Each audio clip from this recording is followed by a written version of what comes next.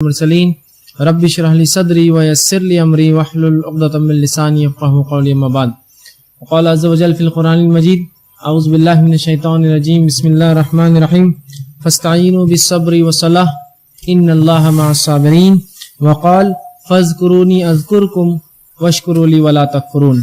اما بعد، تمام تعریفیں اس اللہ عز و جل کے لیے لائق و زیبا ہے جو تمام جہانوں کا بنانے والا اور اسے پالنے والا ہے، اور درود و سلام اس کے آخری نبی محمد صلی اللہ علیہ وسلم پر. الحمدللہ، جس طرح سے آپ کے سامنے اعلان کیا گیا تھا کہ انشاءاللہ عزیز آج کے اس نشست کا دوسرا جو سیشن ہوگا، دوسرا جو مرحلہ ہوگا، حصہ، اس میں آپ کے سامنے کچھ باتیں صبر اور شکر کے تعلق سے رکھنے کی بہرحال کوشش کروں گا. فی الحال وقت اتنا تو نہیں ہے کہ میں مکمل طور سے ان باتوں کو آپ کے سامنے رکھوں، لیکن یقیناً انشاءاللہ عزیز کچھ کوشش کر کے چند باتیں جو اس چیز کی اہمیت بتا دیں کہ صبر کیا ہے، شکر کیا ہوتا ہے، انشاءاللہ عزیز وہ رکھنے کی میں کوشش کروں گا. بہرحال جیسا کہ ہم سب جانتے ہیں، صبر کا معنی کیا ہے؟ کسی تکلیف، کسی مصیبت کو جو اللہ کی طرف سے آتی ہے، دین پر چلنے سے آتی ہے، مسلمان ہونے کے ناطے آتی ہے، زندگی میں کوئی تکلیف یا مصیبت پہنچتی ہے، اس چیز پر جو ہے انسان جو ہے اطمینان رکھے، اللہ پر بھروسہ رکھے اور یہ سوچے کہ یہ سب اللہ کی طرف سے تھا اور اللہ اس نقصان کا بدل دینے والا ہے. یہ صبر ہے، اس پہ جو ہے اپنے آپ کو روک لے، ٹھیک ہے، برداشت کرے. اور شکر کرنا، جو اللہ نے جو کچھ دیا اس پر جو ہے انسان جو ہے مطمئن ہونا، اللہ کی حمد و ثنا کرنا، جو کچھ عطا کیا، یہ اللہ رب العزت کا جو ہے شکر ہے. تو آج انشاءاللہ عزیز چند باتیں میں آپ کے سامنے رکھنے کی کوشش کروں گا. شریعت اسلامیہ یہ چاہتی ہے کہ اس کے ماننے والے اپنے اندر جو اچھی خصلتیں، اچھی خصوصیتیں پیدا کرے، اچھے خصائل کی وہ حامل ہو، اور بری چیزیں، بری خصلتیں، بری خصائل ان کے اندر سے نکل جائے. جیسا کہ شریعت یہ چاہتی ہے کہ انسان صبر کرے، شکر کرے، سچ بولے، حق کی گواہی دے، جھوٹ نہ کہے. اچھے خصائل اس کے نفس میں پیدا کرنا چاہتی ہے، اور یہ چاہتی ہے کہ برے خصلتیں، اخلاقی ذمیمہ، وہ اخلاق جس کی مذمت جو برے ہیں، جیسا کہ جھوٹ بولنا، غیبت کرنا، اسی طرح جو ہے الزام بہتان کرنا، الزام لگانا لوگوں پر، اسی طرح اور وہ باتیں بہرحال جو بری ہے، جو غلط ہے، شریعت چاہتی ہے کہ ہم اس سے اجتناب کریں. اب یہ بات بھی سمجھ لیں کہ کوئی بھی خصلتیں جو انسان اپنے اندر پیدا کرتا ہے، جو عادتیں ڈالتا ہے، یہ کوشش کرنے سے آتی ہے. تو جہاں میں صبر کی بات کروں گا، شکر کی بات کروں گا، یہ بھی انسان جب کوشش کرے گا، اس کے اوپر عمل پیرا ہوں گا، تو یہ خصلتیں، خصائل اس میں پیدا ہوں گے. اب کوئی شخص یہ نہ کہے کہ میں پیدا ہوا تو بغیر صبر کی پیدا ہوا، میں پیدا ہوا تو ناشکرہ ہی پیدا ہوا. نہیں، یہ خصلتیں ہوں گی، اس کو اپنانا، یہ عادتیں اپنی نفس ہوں گی. ایک انسان جو شکر ادا کرے، اس کی ہمیں کوشش کرنا ہوں گی. اچھی خصلتیں، اچھی عادتیں، اچھے اخلاق، یہ کوشش کرنے سے آتے، یاد رکھیں. اس کے لیے بہت کوشش کرنا ہوں گی. مثال کے طور پر کسی انسان کو کوئی چیز مار لگ جائے، ٹھوکر لگے، تو اللہ کی حمد و ثنا کرے، اللہ اکبر کہے اگر لگ جائے اسے کوئی چیز. لیکن ظاہر سی بات ہے، جب کوئی چیز اسے لگیں گی تو یہ کہنے کے لیے اس کو عادت ڈالنا پڑیں گی. ورنہ عموماً ہم کوئی چیز کو جب دیکھتے ہیں، یا کوئی چیز ہمیں لگتی ہے، یا کسی چیز کی تعریف کرنا ہوتی ہے، یا کوئی چیز ہمیں پسند آ جاتی ہے، یا کسی کام کو ہم کرنا چاہتے ہیں، تو ہم اللہ کے حمد و ثنا یا وہ کلمات جو اللہ کے رسول نے سکھائے وہ چھوڑ کر ہم کیا کہتے ہیں؟ اگر کوئی چیز اچھی دکھی تو رے باپ رے، تو کہ بولنا چاہیے تھا یا تو ماشاء اللہ، یا تو سبحان اللہ، یا تو الحمدللہ، جو کچھ اللہ نے کیا بہتر کیا، یا جو بھی اس کا رہا معاملہ اچھا رہا. تو یہ چھوڑ کر ہم باپ کو یاد کرتے ہیں، کبھی ماں کو یاد کرتے ہیں، اور کبھی کبھار گالیاں بھی بک دیتے ہیں اس کے اوپر. جبکہ ہونا تو یہ چاہیے تھا کہ شکریہ کے کلمات، حمد و ثنا کے کلمات، یہ ہونا چاہیے تھا. اب یہ عادت کیسے ہمیں پیدا ہوں گی؟ ظاہر سی بات ہے، اس کے لیے کوشش کرنا ہوں گی. جس طرح سے رمضان کا مہینہ آیا، ہم جانتے ہیں رمضان کے مہینے میں روزے کی حالت میں، ویسے تو عام حالت میں بھی گالی دینا، بری باتیں غلط ہے، روزے کی حالت میں بدرجہ اولا حرام ہے. تو ہم کیسا اجتناب کرتے ہیں؟ لیکن اب شروعات کے 1-2 دن تو گزر جاتے ہی ایسے کہ انسان جس کو گالی دینے کی عادت ہے، اور وہ اسی لہجے میں اپنے دھن میں جو گالی بک دیتا ہے، پھر وہ اپنے آپ کو کنٹرول کرتا ہے، پھر روکتا ہے، پھر روکتا ہے، پھر روکتا ہے، اور ایسے پھر اس کو الحمدللہ 1 مہینہ عادت ہوتی ہے. اسی عادت کو پھر وہ جاری رکھے پورا سال اور پھر پوری زندگی. تو کوشش کرنے سے عادتیں، اچھی خصلتیں انسانی نفس میں پیدا ہوتی. یہ بات میں اس لیے رکھ رہا ہوں کہ ہم نے جو کچھ باتیں پچھلی دیکھی، زبان کی ہلاکتیں ابھی آپ نے دیکھی، صبر اور شکر کا معاملہ آ جا رہا، امر بالمعروف نہی عن المنکر کی بات آپ کے سامنے کہی گئی. تو یہ سب خصائل، یہ خصلتیں کوشش کرنے سے آئیں گی. اس کے لیے آپ کو مشق کرنا پڑیں گی، نفس کو دبانا پڑے گا، بری چیز جو ابھار رہا ہے شیطان کے بہکاوے سے بچنا پڑے گا، تب یہ باتیں اندر پیدا ہوں گی. یہ کوئی صبر اور شکر اور یہ چیزیں ایسی نہیں ہے کہ آپ کہیں گے بھائی مجھے بہت میں بے صبر ہوں، کوئی صبر کی گولی دیجیے اور ایک پرسکرپشن لکھ دیا جائے آپ کے نام پہ، یہ گولیاں کھاؤ اس سے صبر آئے گا. نہیں، ہاں گولیاں کھانے سے آپ سکون اختیار کر سکتے ہیں, ذہن تھوڑا کمزور ہو جائے گا, کام کرنا بند کر دے گا, جس سے آپ کو لگے گا کہ میں صبر کر رہا ہوں, لیکن یہ صبر نہیں ہے. تو یہ سب خصلتیں ہم کو اپنی نفس میں پیدا کرنا ہوں گی, یہ عادتیں ڈالنی ہوں گی یاد رکھیے. ٹھیک, تو ایسا نہ ہو کہ میں جب کوئی بات کہوں آپ کہیں بھائی میرے سے یہ نہیں ہو سکتا, یہ صبر میرے سے نہیں ہوگا, شکر میرے سے نہیں ہوتا, میرے میں ہے نہیں. نہیں, چیز تو کچھ بھی انسان میں نہیں ہوتی ہے, اسے سیکھنا پڑتا ہے. ایک انسان پیدا ہوتا ہے تو چند ایسے کام ہیں جو اس کی فطرت میں ہوتے ہیں, بقیہ چیزیں اس کو سیکھنی پڑتی ہیں. انسان جب پیدا ہوتا ہے تو کچھ چیزیں اس کی فطرت میں ہوتی ہے, جیسا بھوک لگنا, اور اس کے لیے پھر اس کا تلاش کرنا رزق کا. چھوٹا بچہ بھی ہو اور بھوک لگے تو وہ تلاش کرتا ہے کوئی چیز اس کے منہ میں آ جائے. اسی طرح ہنسنا, یہ فطرت میں ہوتا ہے انسان کے. آپ دیکھیں چھوٹے بچے کو ہنسنا سکھاتا نہیں, آپ کچھ کیجیے وہ ہنستا ہے آپ کو دیکھ کر. اسی طرح رونا, اسے کوئی سکھاتا نہیں لیکن فطرتاً روتا ہے. اسی طرح اس کی نفس کے تعلق سے اس کو اس کا علم ہوتا ہے, وہ بڑا ہو جائے گا, اس کو کوئی نہ بھی سکھائے تو وہ چیزیں سیکھ لیں گا جو اس کے لیے ضروری ہے. تو کچھ چیزیں ہوتی ہیں لیکن بقیہ چیزیں سیکھنا پڑتا ہے, اسے سکھانا پڑتا ہے, اس کی تربیت کرنا پڑتا ہے اس ماحول میں, تب وہ ہے. اسی لیے شریعت نے تربیت کا, صحبت کا بڑا جو ہے زور دیا ہے. جیسا قرآن میں ایک جگہ اللہ رب العزت فرماتا ہے یا الذین آمنوا اتقوا اللہ وکونوا مع الصادقین, اے وہ لوگوں جو ایمان لائے ہو اللہ کا ڈر اختیار کرو اور سچوں کے ساتھ رہو. علامہ ابن کثیر رحمہ اللہ اس کی تفسیر میں لکھتے ہیں یہاں صحبت کا اثر بتایا جا رہا ہے کہ سچوں کے ساتھ رہو, اور اس کا فائدہ ہے. ایک انسان جو سچ بولتا ہے اور جھوٹوں میں چلا گیا, کتنے دن سچ بولیں گا, دھیرے دھیرے جھوٹ بولنا شروع کر دیتا ہے.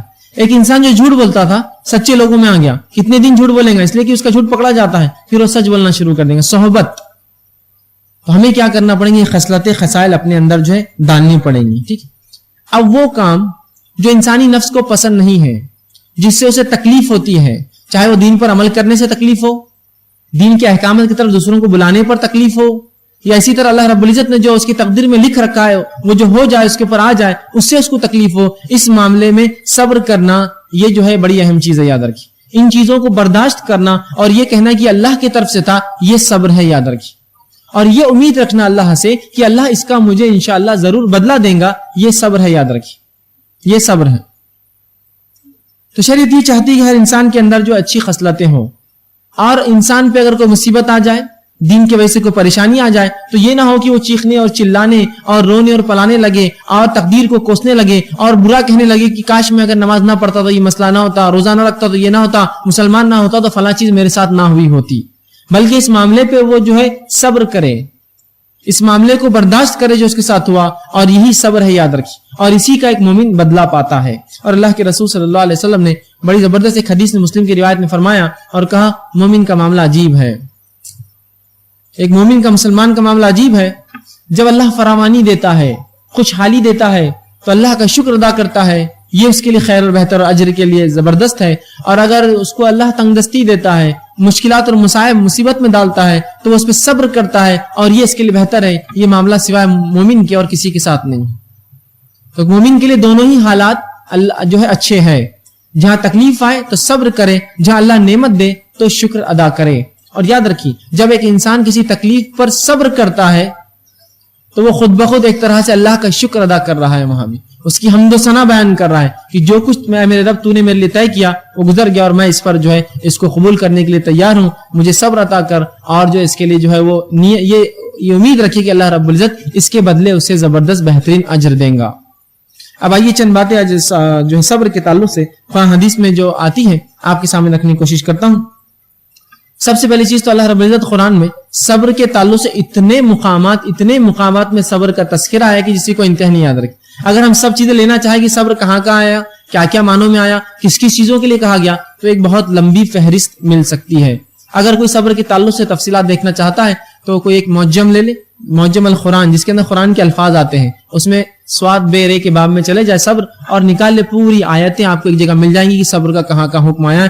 اتنی مرتبہ آیا ہے کہ جس کی کوئی انتہا نہیں یاد رکھی. میں نے اس میں سے چند آیتیں چن کر رکھی ہیں جو مجھے بہتر لگا ہمارے سماج اور ہمارے ماحول کے لیے کہ آپ کے سامنے میں رکھوں. آئیے, صبر کے تعلق سے اللہ رب العزت قرآن میں فرماتا ہے, یوں تو کئی مقامات پر, سورہ آل عمران سورہ نمبر 3 آیت نمبر 200 میں اللہ رب العزت فرماتا اور کہتا ہے یا ایھا الذین آمنوا اصبروا وصابروا ورابطوا واتقوا اللہ لعلکم تفلحون. اللہ کیا فرماتے ہیں کہ اے وہ لوگوں جو ایمان لائے ہو صبر کرو. اللہ فرماتے ہیں الذین آمنوا اصبروا وصابروا, اور دوسروں کو صبر کی تلقین کرو. اے وہ لوگوں جو ایمان لائے ہو خود صبر کرو دوسروں کو صبر کی تلقین کرو، اور فرمایا اور دشمن کے سامنے جمے رہو اور اللہ تعالیٰ سے ڈرو تاکہ تم کامیابی حاصل کرو۔ تو اس آیت میں اللہ نے کیا فرمایا کہ اے وہ لوگوں جو ایمان لائے صبر کرو، صبر کی تلقین کرو، دشمن کے مقابلے میں جمے رہو۔ اس لیے کہ ظاہر سی بات ہے دشمن کے مقابلے میں جب انسان لڑے گا تو اس کو بہت صبر کی ضرورت ہے۔ کہا پھر جمے رہو اور اللہ کا ڈر اختیار کرو، اور اللہ سبحانہ تعالیٰ تم کو یقیناً کامیابی فلاح دینے والا ہے۔ تو یہاں بھی دیکھیے صبر جہاں ایک مومن کو کرنا ہے اس کی تلقین بھی کرنا ہے۔ یہی بات سورہ عصر میں بیان کی گئی ہے، وَتَوَاصَوْا بِالْحَقِّ وَتَوَاصَوْا بِالصَّبْرِ، صبر کی تلقین نصیحت اور وصیت کرے، حق کی تلقین نصیحت اور وصیت کرے، اور صبر کی تلقین نصیحت اور وصیت کرے۔ تو ہمارا یہ کام ہے جہاں ہم خود صبر کرے دوسروں کو بھی صبر کا حکم دیں۔ اسی طرح سورہ بقرہ سورہ نمبر 2 آیت میں 153 میں اللہ نے فرمایا، جو آیت میں نے خطبے میں آپ کے سامنے تلاوت کی، وَاسْتَعِینُوا بِالصَّبْرِ وَالصَّلَاةِ إِنَّ اللَّهَ مَعَ الصَّابِرِينَ، کہ صبر اور نماز کے ذریعے اللہ سے مانگو، بے شک اللہ ان اللہ مع الصابرین، اللہ صبر کرنے والوں کے ساتھ ہے۔ مطلب اللہ سے مانگنے کا دیکھیے طریقہ بتایا جا رہا ہے صبر اور نماز کے ذریعے۔ مطلب ایک انسان پہ اگر کوئی مصیبت، کوئی تکلیف، کوئی پریشانی آتی ہے تو وہ صبر کرے اور نماز کے ذریعے اللہ سے مانگے، جیسا کہ اللہ کے رسول صلی اللہ علیہ وسلم کے تعلق سے آتا، کوئی آندھی، کوئی طوفان، کوئی مشکل، کوئی مصیبت آتی تو آپ صلی اللہ علیہ وسلم فوراً مسجد کی طرف دوڑتے، صبر کرتے اور مسجد کی طرف دوڑتے۔ مطلب آپ بے صبرا پن نہیں کرتے، چیختے اور چلاتے نہیں، پریشان نہیں، بلکہ مسجد کی طرف دوڑتے اور نماز پڑھتے۔ تو پتہ چلا صبر کے تعلق سے اور نماز، تو صبر اور نماز کے ذریعے ہم کو مانگنا ہے، یاد رکھیے یہ طریقہ ہم بھول گئے ہیں۔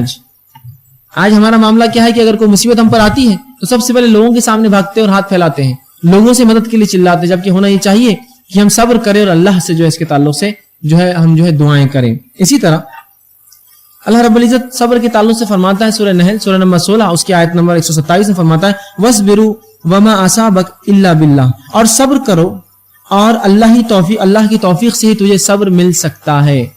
مطلب صبر کر، محمد صلی اللہ علیہ وسلم حکم آ رہا ہے نبی صبر کرو اور اللہ کی توفیق سے ہی ہمیں صبر مل سکتا ہے۔ مطلب صبر دینے والی ذات کون ہے؟ کون ایک مسلمان کو صبر دے گا؟ کیسے ایک مسلمان صبر حاصل کرے گا؟ وہ بھی اللہ سے دیتا ہے، اور اللہ کسے دیتا ہے؟ جو اس کے راستے میں کوشش کرتا ہے۔ آپ بولیں گے نہیں اللہ صبر دیتا ہے بس میں کچھ نہیں، کوشش کرنی ہوگی صبر کے لیے تو انشاءاللہ اللہ ہمیں صبر بھی دے گا۔ تو یہ اللہ کے رسول فرمایا گیا اور صبر کرو اور اللہ کی توفیق سے ہی تجھے صبر مل سکتا ہے۔ اے نبی آپ صبر کیجئے اور اللہ کی توفیق سے آپ کو صبر مل سکتا ہے۔ تو ہمارا یہ کام ہے کہ ہر مصیبت پر، ہر مشکل پر، ہر پریشانی پر جو ہماری طرف آئے، چاہے وہ اپنے گھر میں کسی کی بیماری ہو، کسی کی موت ہو، کوئی نقصان ہو، کسی چیز کا گمنا ہو، کسی چیز کا اسی طرح نقصان ہو جانا ہو، تمام چیزوں پر چاہے صحت ہو، چاہے مال ہو، کوئی بھی چیز ہو، ہم اس پر صبر کرے، اور اللہ ہی ہے جو انسانوں کو صبر دیتا ہے۔ اسی طرح سورہ لقمان میں لقمان علیہ السلام جو اپنے بیٹے کو نصیحت کرتے ہیں، آیت نمبر 17 میں اللہ نے فرمایا سورہ 31 آیت 17 میں وَاصْبِرُوا عَلَىٰ مَا أَصَابَكَ، اے میرے بیٹے صبر کرنا جو مصیبتیں تیری طرف آتی ہے۔ کیا نصیحت کرتے اپنے بیٹے کو؟ اے میرے بیٹے صبر کرنا ان چیزوں پر جو مصیبتیں تیری طرف آتی ہیں، اور فرمایا اِنَّ ذَلِكَ مِنْ عَزْمِ الْأُمُورِ، اور یقیناً یہ پختہ کردار میں سے ہے۔ صبر کرنا یہ پختہ کردار والے لوگوں کی علامت ہے، یہ پختہ کردار سے ہے۔ تو وہ اپنے بیٹے کو نصیحت کرے اور کہتے ہیں میرے بیٹے صبر کرنا۔ آج ہم دیکھتے ہیں آج کے ہمارے سماج میں ہم میں سے کوئی شخص صبر کے لیے تیار نہیں ہے، کوئی شخص صبر کرنا چاہتا نہیں ہے۔ وہ جس کو کہتے بے صبرا یا نا صبرا ہو چکا ہے، اس کو صبر نہیں کرتا ہے، ہر چیز میں جلد بازی کرنا چاہتا ہے۔ کوئی مصیبت کوئی تکلیف آ جائے تو بس کوسنے اور کاٹنے بیٹھ جاتا ہے، برا اور بھلا کہنے لگ جاتا ہے، یہ نہیں کہ وہ صبر کرے۔ مثال کے طور پر ایک واقعہ یوں ہوا کہ ایک صاحب کے پاس چوری ہو گئی، ظاہر سی بات یہ نقصان تھا، اس پر صبر کرنا چاہیے تھا۔ جب چوری ہو گئی تو صبر کرنا دور، یا یہ پڑھے کہ اِنَّ لِلَّهِ وَإِنَّا إِلَيْهِ رَاجِعُونَ کہ اللہ نے یہ تمام دیا تھا اور لے لیا۔ انہوں نے کہا کہ ہمارے پڑوسی اتنے امیر ہیں، ان کے پاس کیوں نہیں ڈاکہ پڑتا، ہمارے پاس لوگوں نے چوری کر لی۔ یہاں صبر کا مقام تھا، یہاں آزمائش تھی اس شخص کی، اور وہ آزمائش میں ناکام رہا کہ اس نے یہ کرنا چھوڑ کر کہ صبر کرے، دوسروں کو تلقین کرے کہ بھائی یہ کہنے لگا کہ جس کے پاس مال ہے لوگ وہاں کیوں نہیں ڈاکے ڈالتے چور جا کر، غریبوں کے پاس یہ ہمارے پاس کیوں انہوں نے ڈالا، جبکہ یہ صبر کا مقام تھا۔ یہاں وہ صبر کرتا اور اپنے گھر والوں کو صبر کی تلقین کرتا، اور جبکہ وہ چوری بہت بڑی نہیں تھی، میں سمجھتا بمشکل 500 روپے چوری ہوئے تھے، اس پر انہوں نے دوسروں کے اوپر لعنت کر دی کہ ان کے گھروں میں کیوں نہیں ڈاکے پڑتے، ان کے پاس مال ہے، ہمارے گھر میں چور آ کے لے جاتے ہیں چیزیں۔ تو یہ صبر کا معاملہ تھا۔ کسی کی صحت چلے گئی، کسی کو کوئی نعمت مل گئی، تو یہاں بھی انسان بے صبرا ہوتا ہے، اسے کیسا ملا مجھے کیوں نہیں ملا، کاش کی نعمت اس سے چھن جائے، یا کم از کم مجھے مل جائے یا اس سے بھی چھن جائے۔ تو صبر کرنا چاہیے. یاد رکھیے صبر بڑی اہم چیز ہے, یاد رکھیے. اسی طرح اللہ رب العزت صبر کے تعلق سے فرماتا ہے وبشر الصابرین, کہ صبر کرنے والوں کو بشارت دے دو, صبر کرنے والوں کو خوشخبریاں دے دو. الذین اذا اصابتهم مصیبۃ قالوا انا للہ وانا الیہ راجعون, کہ جب بھی ان پر کوئی مصیبت آتی ہے, کوئی پریشانی آتی ہے, کوئی آزمائش آتی ہے, تو کہتے ہیں ہم اللہ کی طرف سے آئے ہیں اور اللہ کی طرف لوٹ کر جانا ہے. اولئک علیہم صلوات من ربہم ورحمہ واولئک هم المہتدون, یہی لوگ ہیں جن کے اوپر اللہ کی رحمت ہے اور اللہ کا فضل ہوگا. صلوات من ربہم ورحمہ واولئک هم المفلحون, اور یہی لوگ اولئک هم المہتدون, اور یہی لوگ جو ہدایت یافتہ ہیں.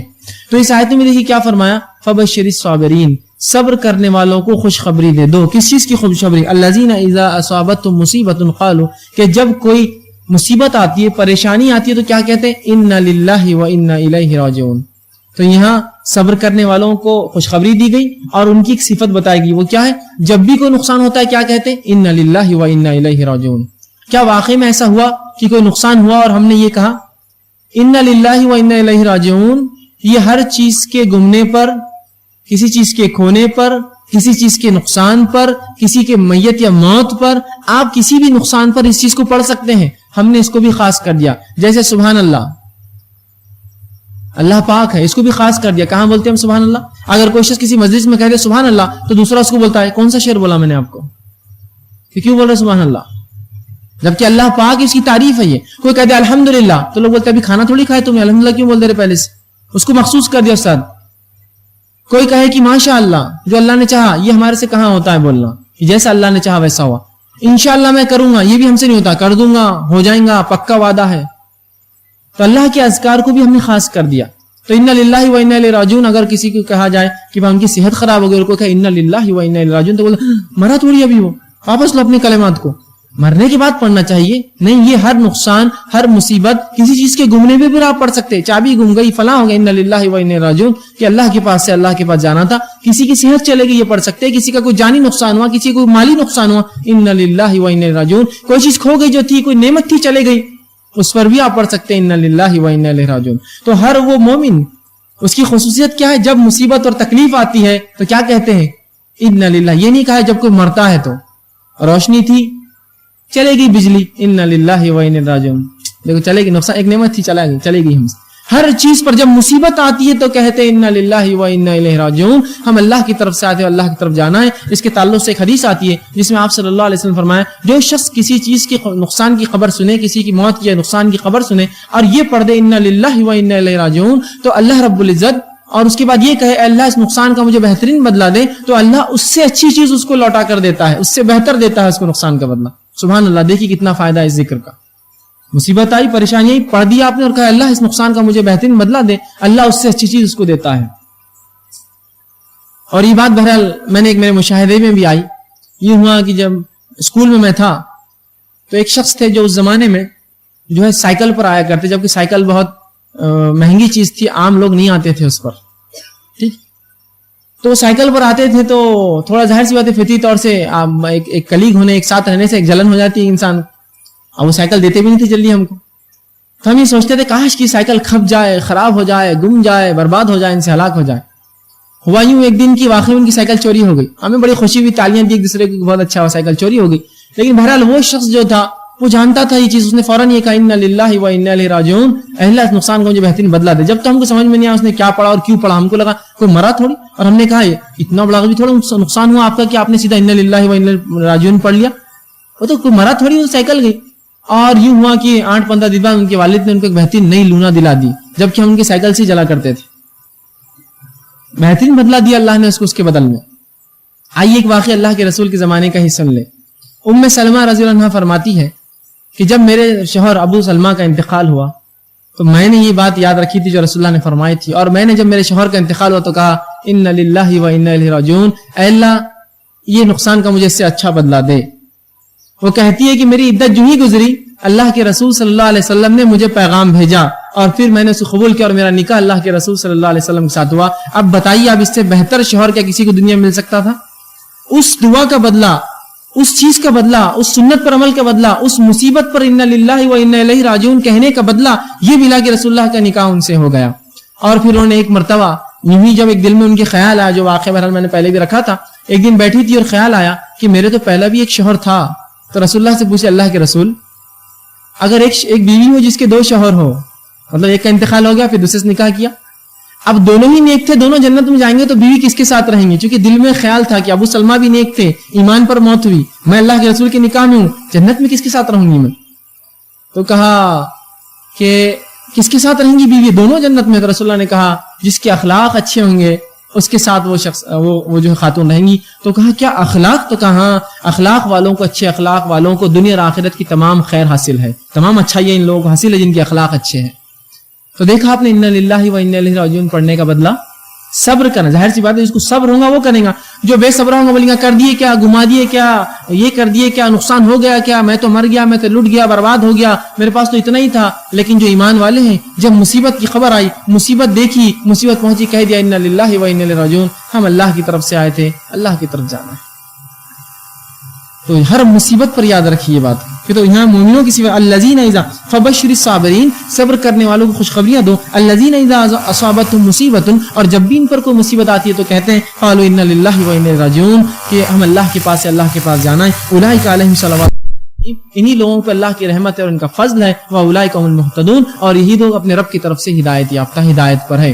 تو ہمارا یہ کام ہے اب جب بھی ہمیں کوئی مصیبت آئے تو ضرور یہ کلمات کو پڑھیے. اس کے بڑے فائدے انشاءاللہ احادیث جب رکھوں گا اور چند مثالیں آپ کے سامنے رکھنے کی میں کوشش کروں گا. اسی طرح قرآن میں اللہ رب العزت سورہ نحل سورہ نمبر 16 آیت نمبر 92 فرماتا اور کہتا ہے وَلَنَجْزِيَنَّ الَّذِينَ صَبَرُوا أَجْرُهُمْ بِأَحْسَنِ مَا كَانُوا يَعْمَلُونَ. اللہ فرماتا اور کہتا ہے اور ہم صبر کرنے والوں کو ضرور بدلہ دیں گے ان کے بہترین عملوں پر جو وہ کرتے تھے.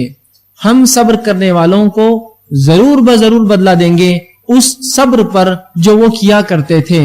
تو صبر کرنے والوں کے تعلق سے اللہ فرما رہا ہے ہم صبر کرنے والوں کو بدلہ دیں گے. اور کیوں نہ ہو, جب انسان اللہ کے لیے صبر کرے, جب انسان دین کے لیے, اس کی شریعت کے لیے صبر کرے, اور یہ سوچیں کہ اللہ کی طرف کی بات تھی, اللہ نے یہ مصیبت دی تھی, یہ تکلیف اللہ کی طرف سے تھی, اور اللہ جو ہے اس کو انشاءاللہ ہٹائیں گا مجھ سے, اور صبر کرے تو اس کا جو تو اللہ فرماتا ہے اور جو لوگ صبر, اور ہم صبر کرنے والوں کو صبر کا بدلہ دیں گے ان کے بہترین عملوں پر جو وہ کرتے تھے, جو عمل یہ کرتے تھے, اللہ اس صبر کا ہمیں جو ہے بدلہ دیں گا. اسی طرح اللہ فرماتا ہے سورہ سجدہ سورہ نمبر 32 آیت نمبر 24 میں کہتا ہے وَجَعَلْنَا مِنْهُمْ أَئِمَّةً يَهْدُونَ بِأَمْرِنَا لَمَّا صَبَرُوا وَكَانُوا بِآيَاتِنَا يُوقِنُونَ. اب اللہ فرماتا ہے بنی اسرائیل کے انبیاءوں کے تعلق سے, اور اس نے فرمایا اور کہا اور ہم نے ان سے پیشوا بنائے جو کہ ہمارے حکم سے رہنمائی کرتے تھے, اور جب کہ انہوں نے صبر کیا اور ہماری آیتوں پر یقین کرتے تھے. ہم نے انہی میں سے بنی اسرائیل میں سے پیشوا بنائے, اور وہ کرتے تھے اچھائی کا, اور جو تکلیفیں آتی تھی اس اچھائی کے حکم میں وہ صبر کرتے تھے, اور فرمایا اور ہماری آیتوں پر ایمان رکھتے تھے. تو ایک انسان ایمان لائے اور ایمان کے ساتھ صبر کرے, یاد رکھیے اس کا بہترین بدلہ دنیا میں اور بہترین بدلہ آخرت میں انسان کو ملتا ہے. اسی طرح سورہ زمر سورہ نمبر 39 آیت نمبر 10 میں دیکھیے اللہ فرماتا اور کہتا ہے انما یوفی الصابرون اجرهم بغیر حساب, صبر کرنے والوں کو ان کا ثواب بغیر حساب کے پورا دیا جائے گا. جو لوگ صبر کریں گے اللہ ان کو بغیر حساب کے ان کے صبر کا بدلہ اور اجر دینے والا ہے. تو گو اگر ہم صبر کرتے ہیں کسی چیز پر, مصیبت پر, تو ہم کو اس کا بدلہ ملے گا. اور اللہ کے رسول صلی اللہ علیہ وسلم فرماتے ہیں صبر کا بدلہ سوائے جنت کے کچھ بھی نہیں ہے. صبر اگر کوئی انسان کر لے صرف اللہ کے لیے, کب؟ جب مصیبت آئے, یہ نہیں کہ مصیبت آنے کے 1 مہینہ بعد 2 مہینے بعد, جب تو صبر خود بخود آ جاتا ہے. جب مصیبت آئے اور انسان اس پر صبر کر لے تو اس کا بدلہ سوائے جنت کے کچھ نہیں ہوتا, یاد رکھیے. تو صبر کے بڑے عظیم جو ہے نتائج ہیں دنیا اور آخرت میں, اس کے بہت زیادہ فائدے ہیں, یاد رکھیے. اسی طرح اللہ کے رسول صلی اللہ علیہ وسلم صبر کے تعلق سے فرماتے ہیں اور کہتے ہیں, اور یوں کہا اپنے مسلم کی روایت ہے الصبر ضیاء, صبر ایک روشنی ہے, صبر ایک روشنی ہے. صبر کے تعلق سے آپ بیان کر رہے ہیں کہ صبر ایک روشنی ہے. اسی طرح آپ صلی اللہ علیہ وسلم نے فرمایا, بخاری کی روایت ہے, اور آپ کہتے ہیں جو بچنے کی کوشش کرتا ہے, دیکھیے جو میں نے شروعات میں کہا نا کہ صبر سیکھنے سے, کوشش کرنے سے صفت اور خصلت ہم میں پیدا ہوتی ہے. آپ صلی اللہ علیہ وسلم فرماتے ہیں جو بچنے کی کوشش کرتا ہے اللہ اس کو بچاتا ہے. ہم برائی سے بچنے کی کوشش کر رہے ہیں, حرام کاموں سے بچنے کی کوشش کر رہے ہیں, غلط کاموں سے بچنے کی کوشش کر رہے ہیں, اچھے کام کرنے کی کوشش کر رہے ہیں. تو جب ہم ایک چیز کی کوشش کرتے ہیں تو اللہ تعالیٰ اس کو بچاتا ہے. تو اگر ہم برائی سے بچنے کی کوشش کریں اللہ ہمیں بچاتا ہے. آگے آپ نے فرمایا جو بے نیازی اختیار کرتا ہے اللہ اس کو توفیق دیتا ہے. جو بے نیازی اختیار کرتا ہے مطلب دوسروں کے مال پہ نظر نہیں رکھتا ہے, اللہ سے مانگتا ہے. آج کل معاملہ یہ ہے ہم دوسروں کے مال پہ ہر بار نظر رکھتے ہیں, کہ اس سے کیا مل جائے، کیا نکل جائے، کیا جو بے نیازی اختیار کرتا ہے اللہ اسے توفیق دیتا ہے اس چیز کی. اور فرمایا اور جو صبر کی کوشش کرے اللہ اسے صبر عطا کرتا ہے. اور جو صبر کی کوشش کرے مطلب صبر کوشش کرنے سے آتا ہے، اس لیے میں نے شروعات میں کہا تھا یہ خصلت پیدا کرنی ہوگی ہمیں اپنے آپ میں. تو جو صبر کی کوشش کرتا ہے اللہ اسے صبر عطا کرتا ہے. اور اللہ کے رسول فرماتے آخر میں اور سب سے بہترین اور وسیع کسی کو کوئی چیز نہیں ملی.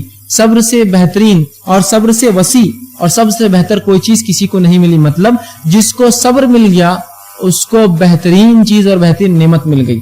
اور آج ہم دیکھتے ہیں یہی ایک چیز ہے صبر جو ہم نہیں کرتے ہیں.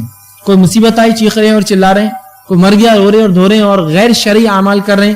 اسی طرح کوئی چوری ہو گئی، کوئی نقصان کی خبر آئی چیخ رہے اور چلا رہے ہیں، کہیں بھی صبر نہیں. کسی کو دین کی دعوت دی اس پر تکلیف آئی تو صبر ہم نہیں کرتے. آج تو صبر کی بہت سخت آج ضرورت ہے، یاد رکھیے.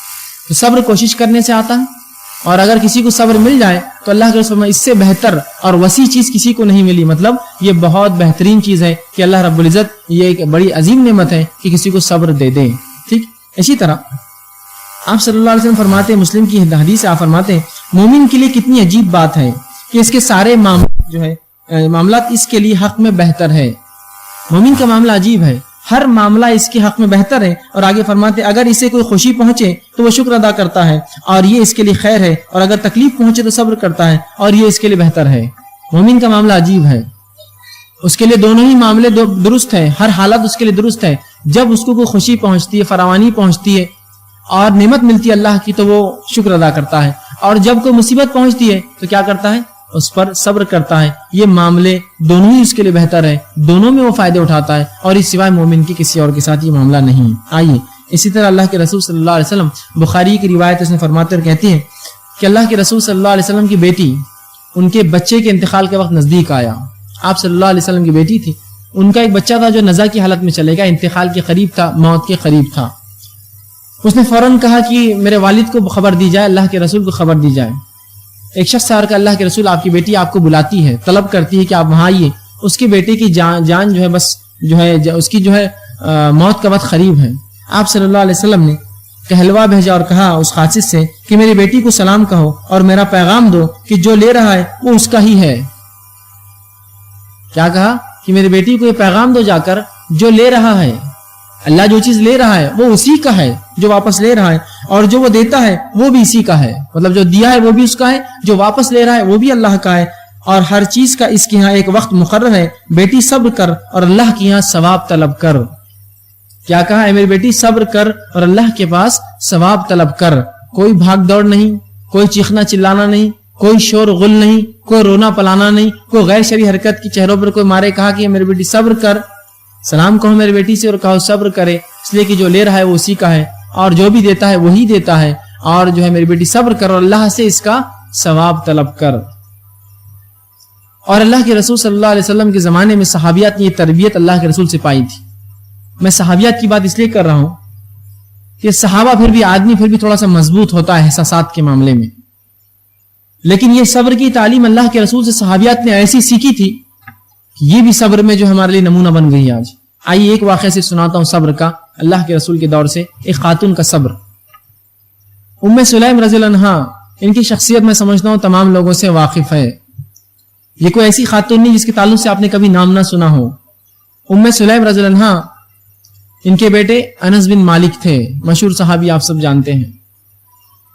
ام سلیم رضی اللہ عنہا کا معاملہ یہ ہوا کہ ان کا نکاح ابو طلحہ سے ہوا اور ان سے ایک اولاد پیدا ہوئی. اور ابو طلحہ جب سفر پر تھے تو ہوا یوں کہ اس اولاد کا انتقال ہو گیا. جب اولاد کا انتقال ہوا تو ابو طلحہ گھر آئے اس رات، تو بیوی نے یہ سوچا کہ اپنے شوہر کو آتے ہی میں یہ غمناک خبر کیسے دوں کہ بیٹے کا انتقال، بیٹا فوت کر چکا ہے، مر چکا ہے. تو اس خبر کو دبا دیا. وہ بھی ایک عورت تھی، اس کے سینے میں بھی ایک دل تھا جس طرح سے ہمارے سینے میں ایک دل ہوتا ہے. اس کے احساسات بھی وہی احساسات ہیں جو میرے اور آپ کے احساسات ہیں. اس کی بھی ممتا، اس کی محبت بھی اپنی اولاد سے وہی تھی جو ہماری اور آپ کی محبت ہوتی ہے. لیکن صبر دیکھیے اس خاتون کا. اسے پتا تھا چیخنے چلانے سے ابو طلحہ اور پریشان ہوں گے، سفر اور وہ مسافر اس کے بعد اس کی اور جو ہے پریشانی بڑھ جائیں گی. خاموشی اختیار کر لی. ابو طلحہ گھر آئے، انہوں نے جو ہے اپنے آپ کو جو ہے فارغ کیا، تیار ہوئے. اس کے بعد آپ نے کھانا لایا، انہوں نے کھانا کھایا اس کے بعد جو ہے ان سے ہم بستری کی، اور یہ واقعہ اللہ کے رسول کو چونکہ انہوں نے صبح سنایا، تفصیلات اور آتی ہے، بہرحال وقت نہیں ہے. اس کے بعد ہم بستری کی. اس کے بعد جو ہے اس بیوی نے کہا کہ میں تم سے ایک سوال کرتی ہوں. تو کہا پوچھو. کہا اگر کوئی چیز تمہیں کوئی دے تو تم کیسے لوٹاؤں گے؟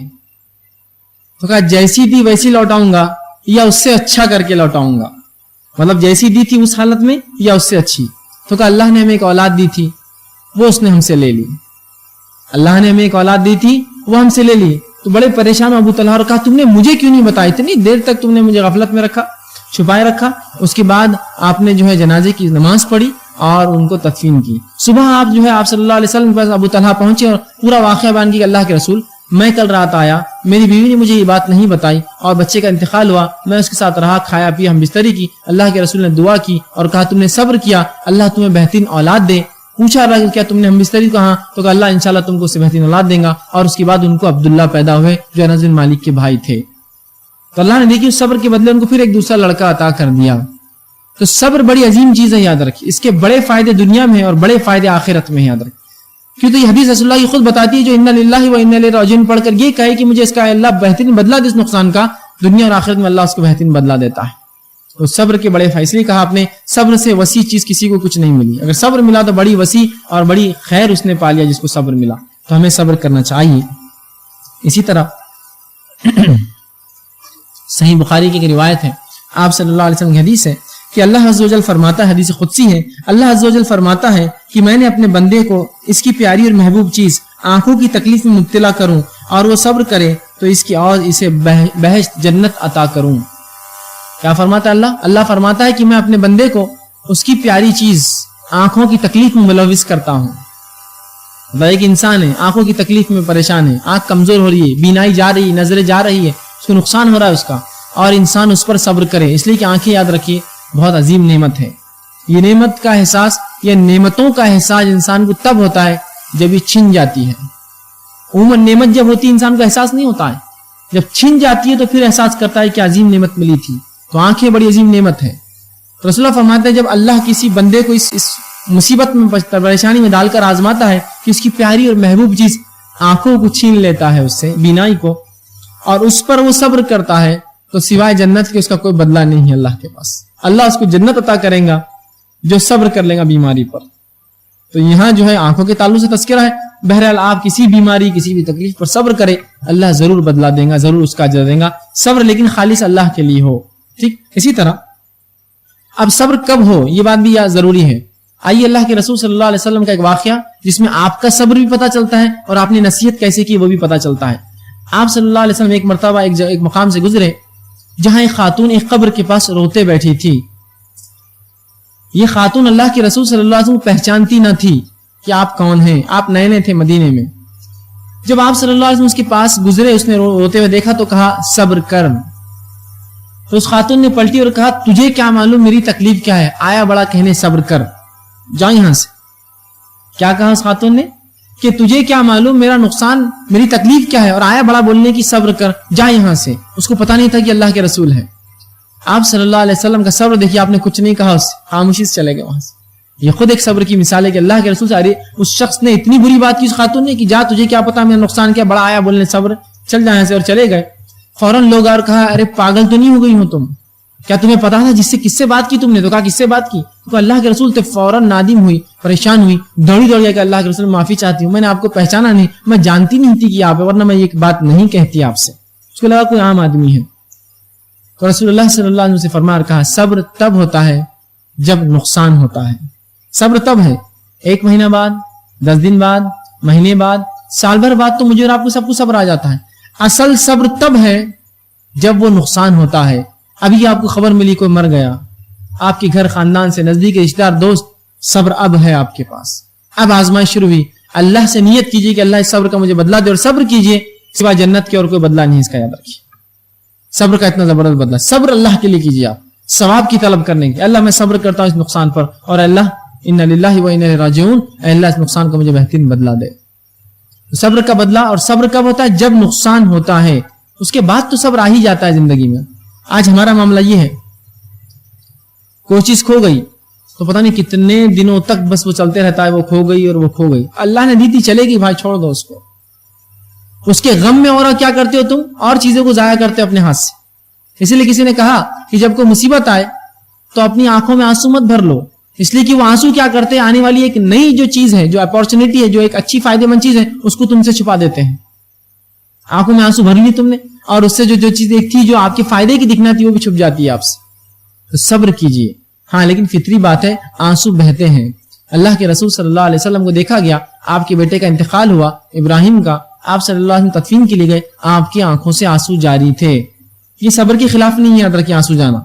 जब रसूलुल्लाह से सहाबा ने पूछा ताज्जुब से, अल्लाह के रसूल आप रो रहे हैं, उनको लगा ये सब्र के खिलाफ बात है। तो कहा ये रहमत है जो अल्लाह ने हर बंदे इंसान के दिल में दी है, ये रहम है जो इंसान एक दूसरे से मोहब्बत के नाते करता है, ये रहम है। तो कोई अगर आंसू बहा ले, ये सब्र के खिलाफ नहीं, ये तो रहम है अल्लाह ने जो दिलों में रखा है, ठीक।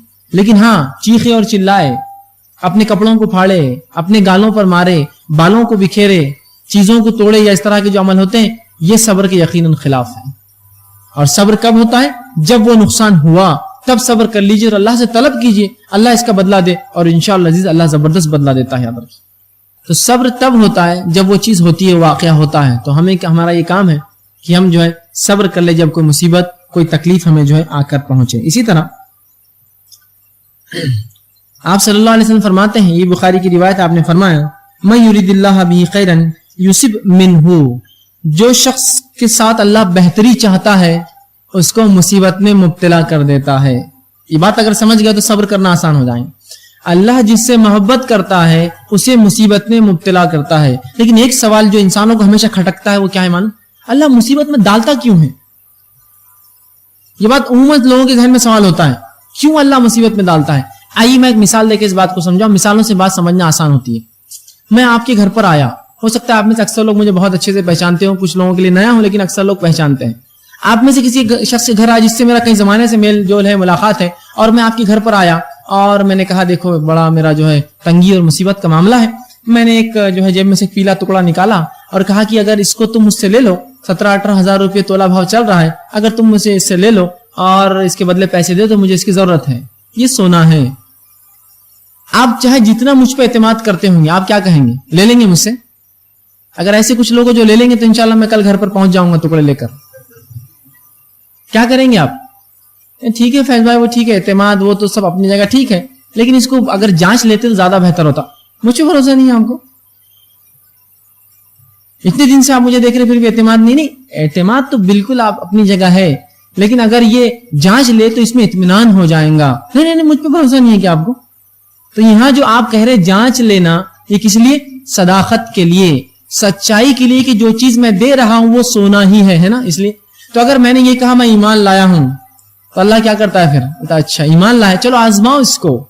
इसीलिए हम देखते हैं जितना ईमान इंसान का बुलंद होता है उसकी आजमाइश उतनी बड़ी होती है। अफसोस हमारी अक्लों पर कि जिनको अल्लाह आजमाइश में डालता है, हम बोलते हैं हाँ बहुत दिन पर चल रहे थे ना, जाओ फंसो अब रहो, सुभान अल्लाह। अरे वो तो आजमाइश है उसकी, वो तो चला अपने मामले में, अब तो कामयाब हो रहा अपने उसके अंदर। इसीलिए तो अंबिया अलैहिस्सलातु वस्सलाम को सबसे ज्यादा तकलीफें दुनिया में आई, और उनमें बिलखुसूस अल्लाह के रसूल सल्लल्लाहु अलैहि वसल्लम को सबसे ज्यादा तकलीफ पहुंची।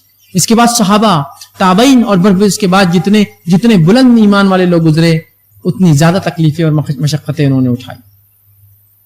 तो अल्लाह क्या करता है, जब किसी इंसान का खैर चाहता है, भलाई चाहता है, उसको मुसीबत में डाल के आजमाता है। और बार बार कुरान में अल्लाह ने कमोबेश 3 मरतबा तो ये कहा, सूरह अनकबूत में एक मरतबा एक जगह कहा कि क्या लोग ये समझते हैं कि वो यूं ही जो है छोड़ दिए जाएंगे सिर्फ ये कहने पर कि वो ईमान लाए? हमने इससे पहले लोगों को आजमाया, सख्त आजमाया, हत्ता कि ऐसा आजमाया कि उनके अंबिया कहने लगे कि अल्लाह की मदद मता नसरुल्लाह, अल्लाह की मदद अब कब आएंगी।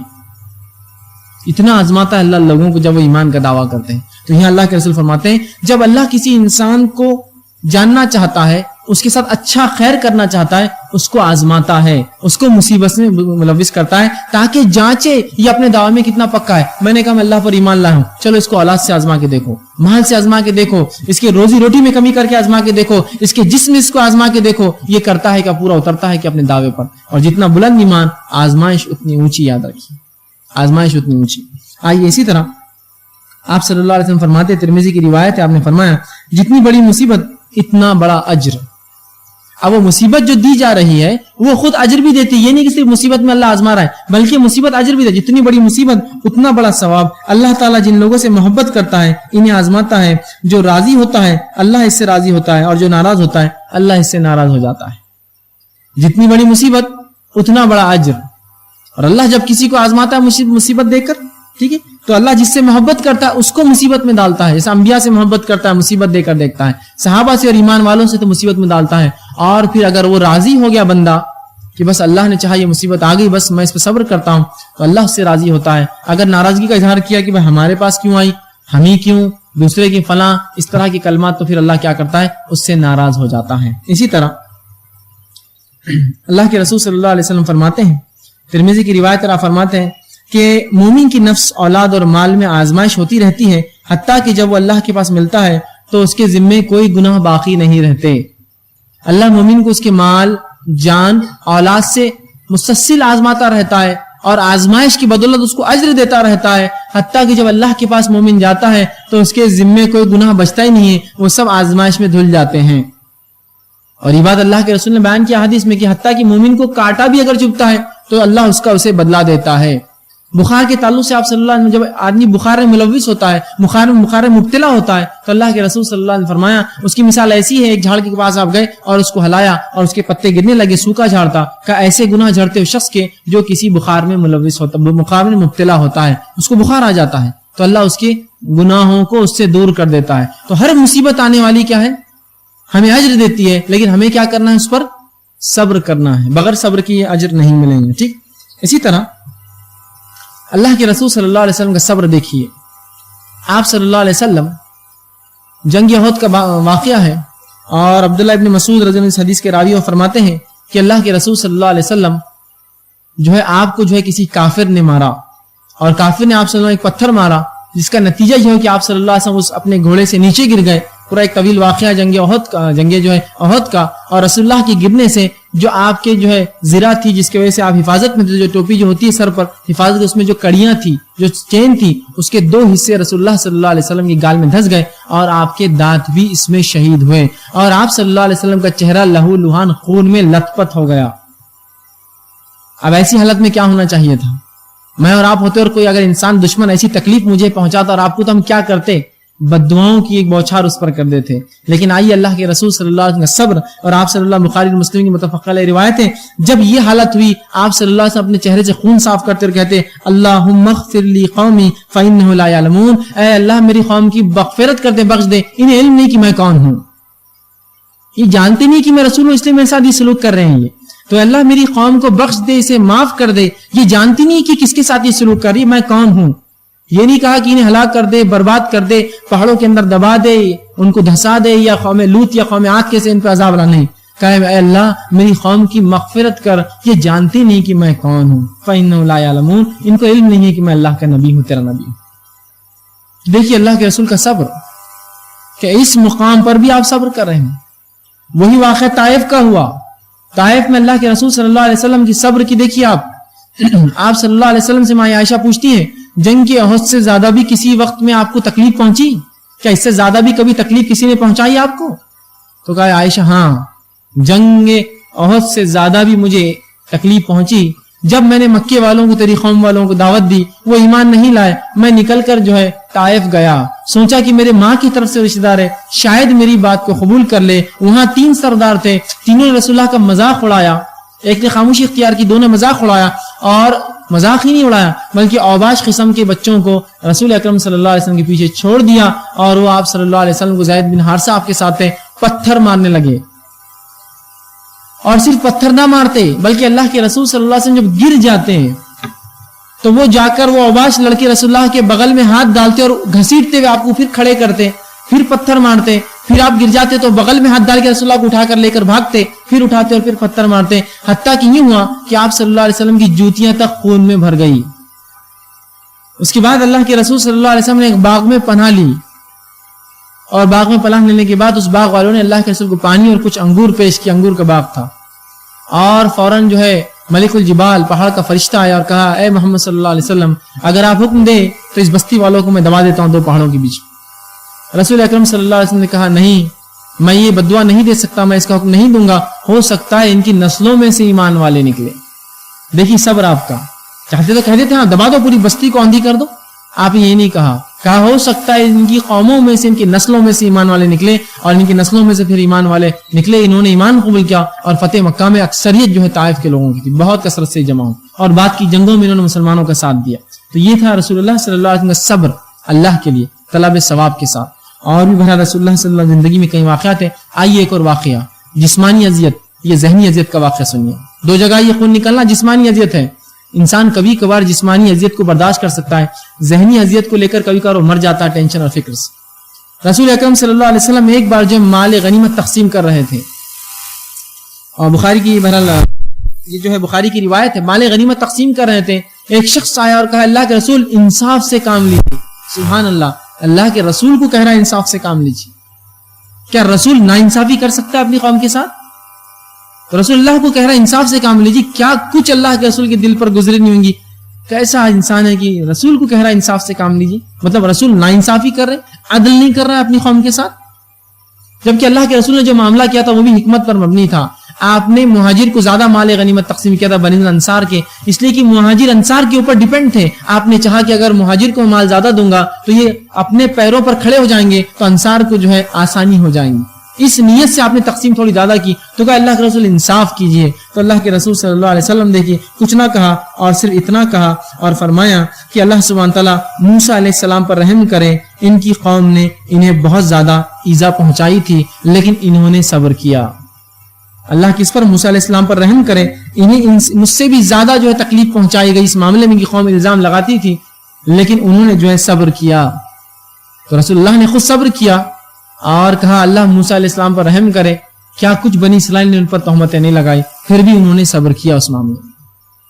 تو صبر کرنا انبیاء علیہ الصلوۃ والسلام, شہداء, صدیقین, صالحین اور نیکوکاروں کا طریقہ اور شیوہ یاد رکھیے, وہ صبر کرتے ہیں مصیبتوں میں. ٹھیک, اسی طرح آپ صلی اللہ علیہ وسلم فرماتے, بخاری کی روایت, آپ نے فرمایا تم سے پہلے لوگوں میں ایسے لوگ تھے. چند صحابہ اللہ کے رسول کے پاس گئے, بخاری کی روایت ہے, اور کہا اللہ کے رسول بس بہت ہو گیا, آپ بددعا دے دیجیے اس قوم کو. مکی دور کا واقعہ ہے, مطلب آپ بددعا کر دیجیے اس قوم کے لیے, بہت ہوگی, بہت تکلیفیں اذیتیں پہنچا رہے ہیں. تو آپ صلی اللہ علیہ وسلم نے فرمایا آپ ٹیکے سے تھے, حدیث میں آتا ہے کعبے کی دیوار سے ٹیک لے کے ایک چادر سے آپ لیٹے تھے. آپ فوراً ٹیکے سے اٹھ گئے اور کہا جب تم سے پہلے کے لوگ ایمان لاتے تو ان کو آروں سے چیر دیا جاتا.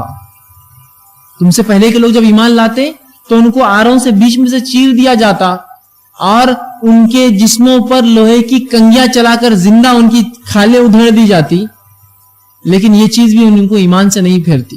اور تم اپنی تکلیف کی بات کرو, صبر کرو, اس لیے کہ تم سے پہلے آپ نے فرمایا جنہیں گرفتار کر تم سے پہلے جو لوگ ایسے مرد بھی تھے جنہیں گرفتار کر کے زمین میں گاڑ دیا جاتا, اور پھر آرے سے ان کے جسم کو سر سے چیر کر ٹکڑے کر دیا جاتا, اور فرمایا اور لوہے کی کنگیاں ان کے گوشت میں دھسا کر درمیان سے کھینچی جاتی.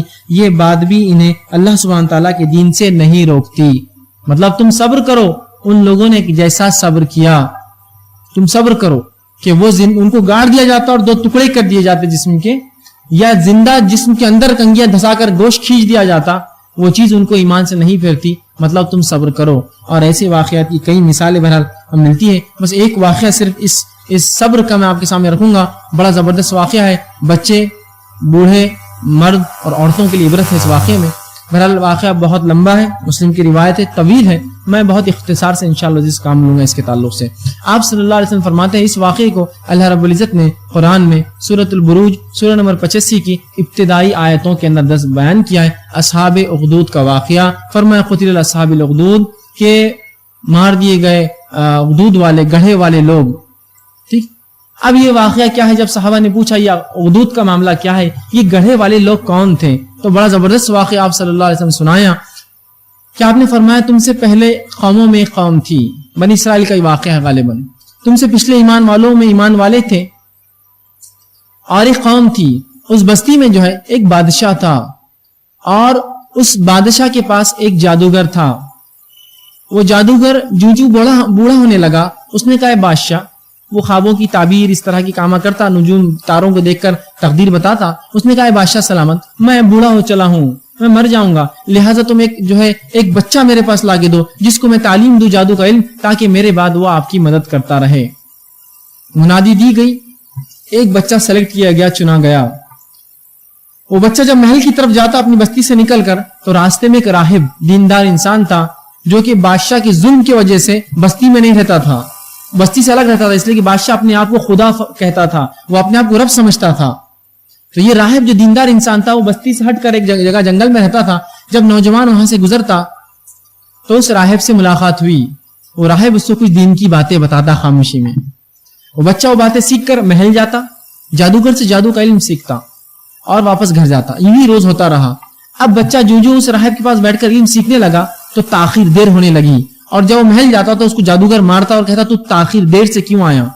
تو اس نے کہا اے راہب, جب میں تمہارے پاس بیٹھتا ہوں تو جادوگر مارتا ہے, جب گھر دیر سے جاتا ہوں تو گھر والے مارتے ہیں, میں کیا کروں؟ تو اس راہب نے کہا دیکھو, جب تم جادوگر کے پاس جاتے ہو تو کہنا گھر والوں نے دیر سے چھوڑا تاکہ تم شرعی علم سیکھو مجھ سے, اور جب تم گھر دیر سے جاتے ہو گھر والے پوچھتے کہاں تھے تو بولنا جادوگر نے دیر سے چھوڑا اور مجھ سے تم علم سیکھتے رہنا. وہ بچہ دونوں سے ذہین بچہ تھا, دونوں سے علم سیکھتا رہا. ایک مرتبہ یوں ہوا کہ جب وہ اپنی بستی سے نکل کر محل کی طرف جانے لگا, راستے میں ایک جانور تھا, رسول اللہ فرماتے ہیں, جس نے بستی کا راستہ روکے رکھا تھا اور ادھر کے لوگ ادھر جانب, ادھر کے لوگ ادھر کے جانب کھڑے تھے. بڑا کوئی جانور تھا, سب لوگ دیکھ رہے تھے. اس بچے نے نیت کی اور آگے بڑھا. جب جانور کو دیکھا تو اس بچے نے ایک پتھر اٹھا نیت کی, اے اللہ اگر وہ جادوگر حق پر ہے, کیونکہ ابھی دونوں علم سیکھ رہا تھا, تو جب میں یہ پتھر ماروں اس جانور کو تو یہ جانور نہ مرے نہ ہٹے, اور اگر وہ راہب حق پر ہے, وہ جو مجھے سکھاتا ہے مسلمان, تو یہ جانور راستے سے ہٹ جائے یا مر جائے. اس نیت سے اس نے پتھر مارا اور آپ صلی اللہ علیہ وسلم فرماتے ہیں وہ جانور مر گیا اور راستے سے ہٹا دیا گیا. بچے کا چرچا چاروں طرف ہو گیا. ظاہر سی بات ہے, چھوٹے بچے نے جب کیا تو اس کا چرچا چاروں طرف ہو گیا. جب یہ بات بچے نے راہب کو سنائی تو راہب نے کہا اب تم کامل ہو چکے ہو ایمان کے اعتبار سے, تم نے مجھ سے دین سیکھ لیا, اب تمہارے پاس علم آ گیا ہے. اب ایک بات ضرور یاد رکھنا, چونکہ وہ دیندار تھا, اسے علم تھا, میرا نام کسی کو مت بتانا, میں نے تمہیں یہ سکھایا ہے. چونکہ اسے معلوم تھا اب مصیبت شروع, آزمائش شروع, اللہ کا طریقہ ہے یہ, میرا نام مت بتانا کسی کو کہ میں نے تمہیں یہ چیز سکھائی ہے جو دین کا علم دیا ہے. اب ہوا یوں کہ اللہ رب العزت نے اس بچے کی دعاؤں میں تاثیر دے دی. اور جب کوئی شخص اس کے پاس آتا, بچہ کہتا کہ اللہ پر ایمان لاؤ, اور پھر اس کے حق میں دعا کرتا, اللہ اس کی دعا کو قبول کرتا اور وہ بیماروں کو شفا دینے لگا اللہ کے حکم سے.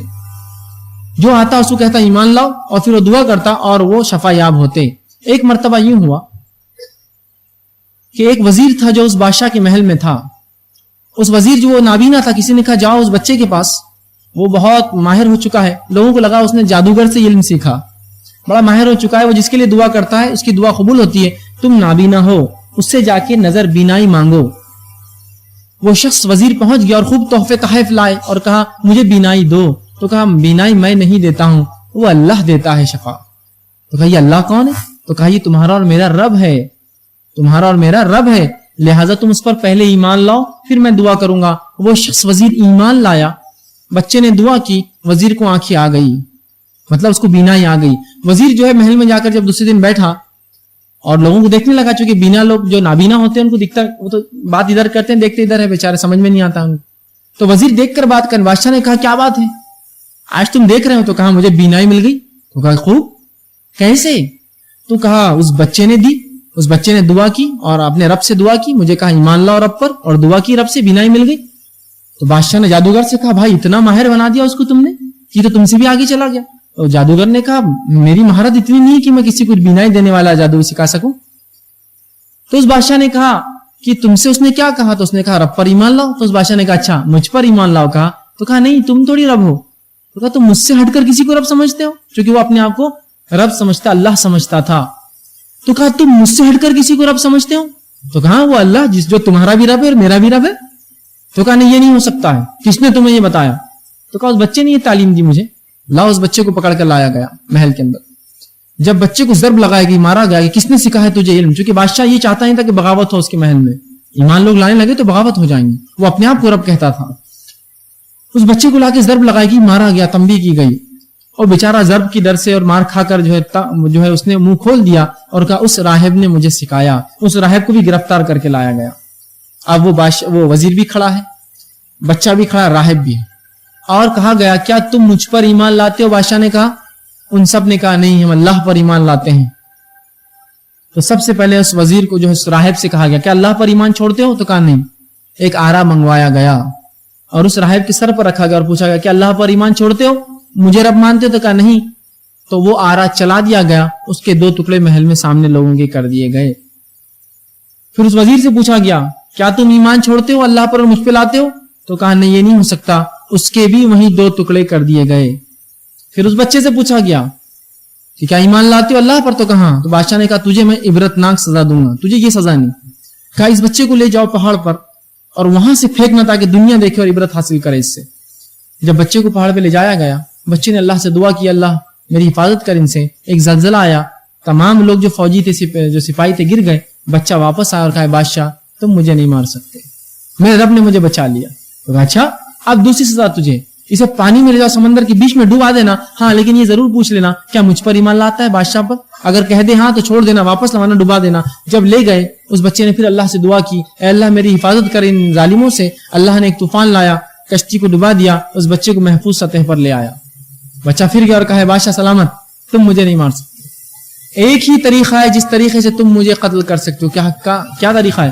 تو کہا مجھے سب سے اونچے مقام پر لے جاؤ اپنے علاقے کے، اور تمام اپنے بستی اور شہر والوں کو، ملک والوں کو جمع کرو اس مقام پر، اور ان کے سامنے میرے ترکس سے ایک تیر نکالو جو میں دوں گا تمہیں، اور اس تیر کو لے کر یہ کہنا بسم اللہ رب الغلام، کہ اللہ کے نام سے جو اس لڑکے کا رب ہے، اور پھر وہ تیر میرے سر پہ مارنا تو ہی میں مر سکتا ہوں۔ بادشاہ نے کہا میں تو چاہتا ہوں ہی۔ اس نے منادی لگائی، لوگ جمع ہوئے، ایک پہاڑ پر اس بچے کو لے جایا گیا جہاں سے لوگ دیکھ سکتے تھے، اور بادشاہ نے اس کے ترکس میں سے ایک تیر لیا اور وہی لفظ کہے بسم اللہ، اللہ کے نام سے رب الغلام جو اس لڑکے کا رب ہے، اور تیر اس کے سر میں جا کر بیچ میں لگا، اور وہیں اس لڑکے نے گردن ڈال دی اور وہ مر گیا۔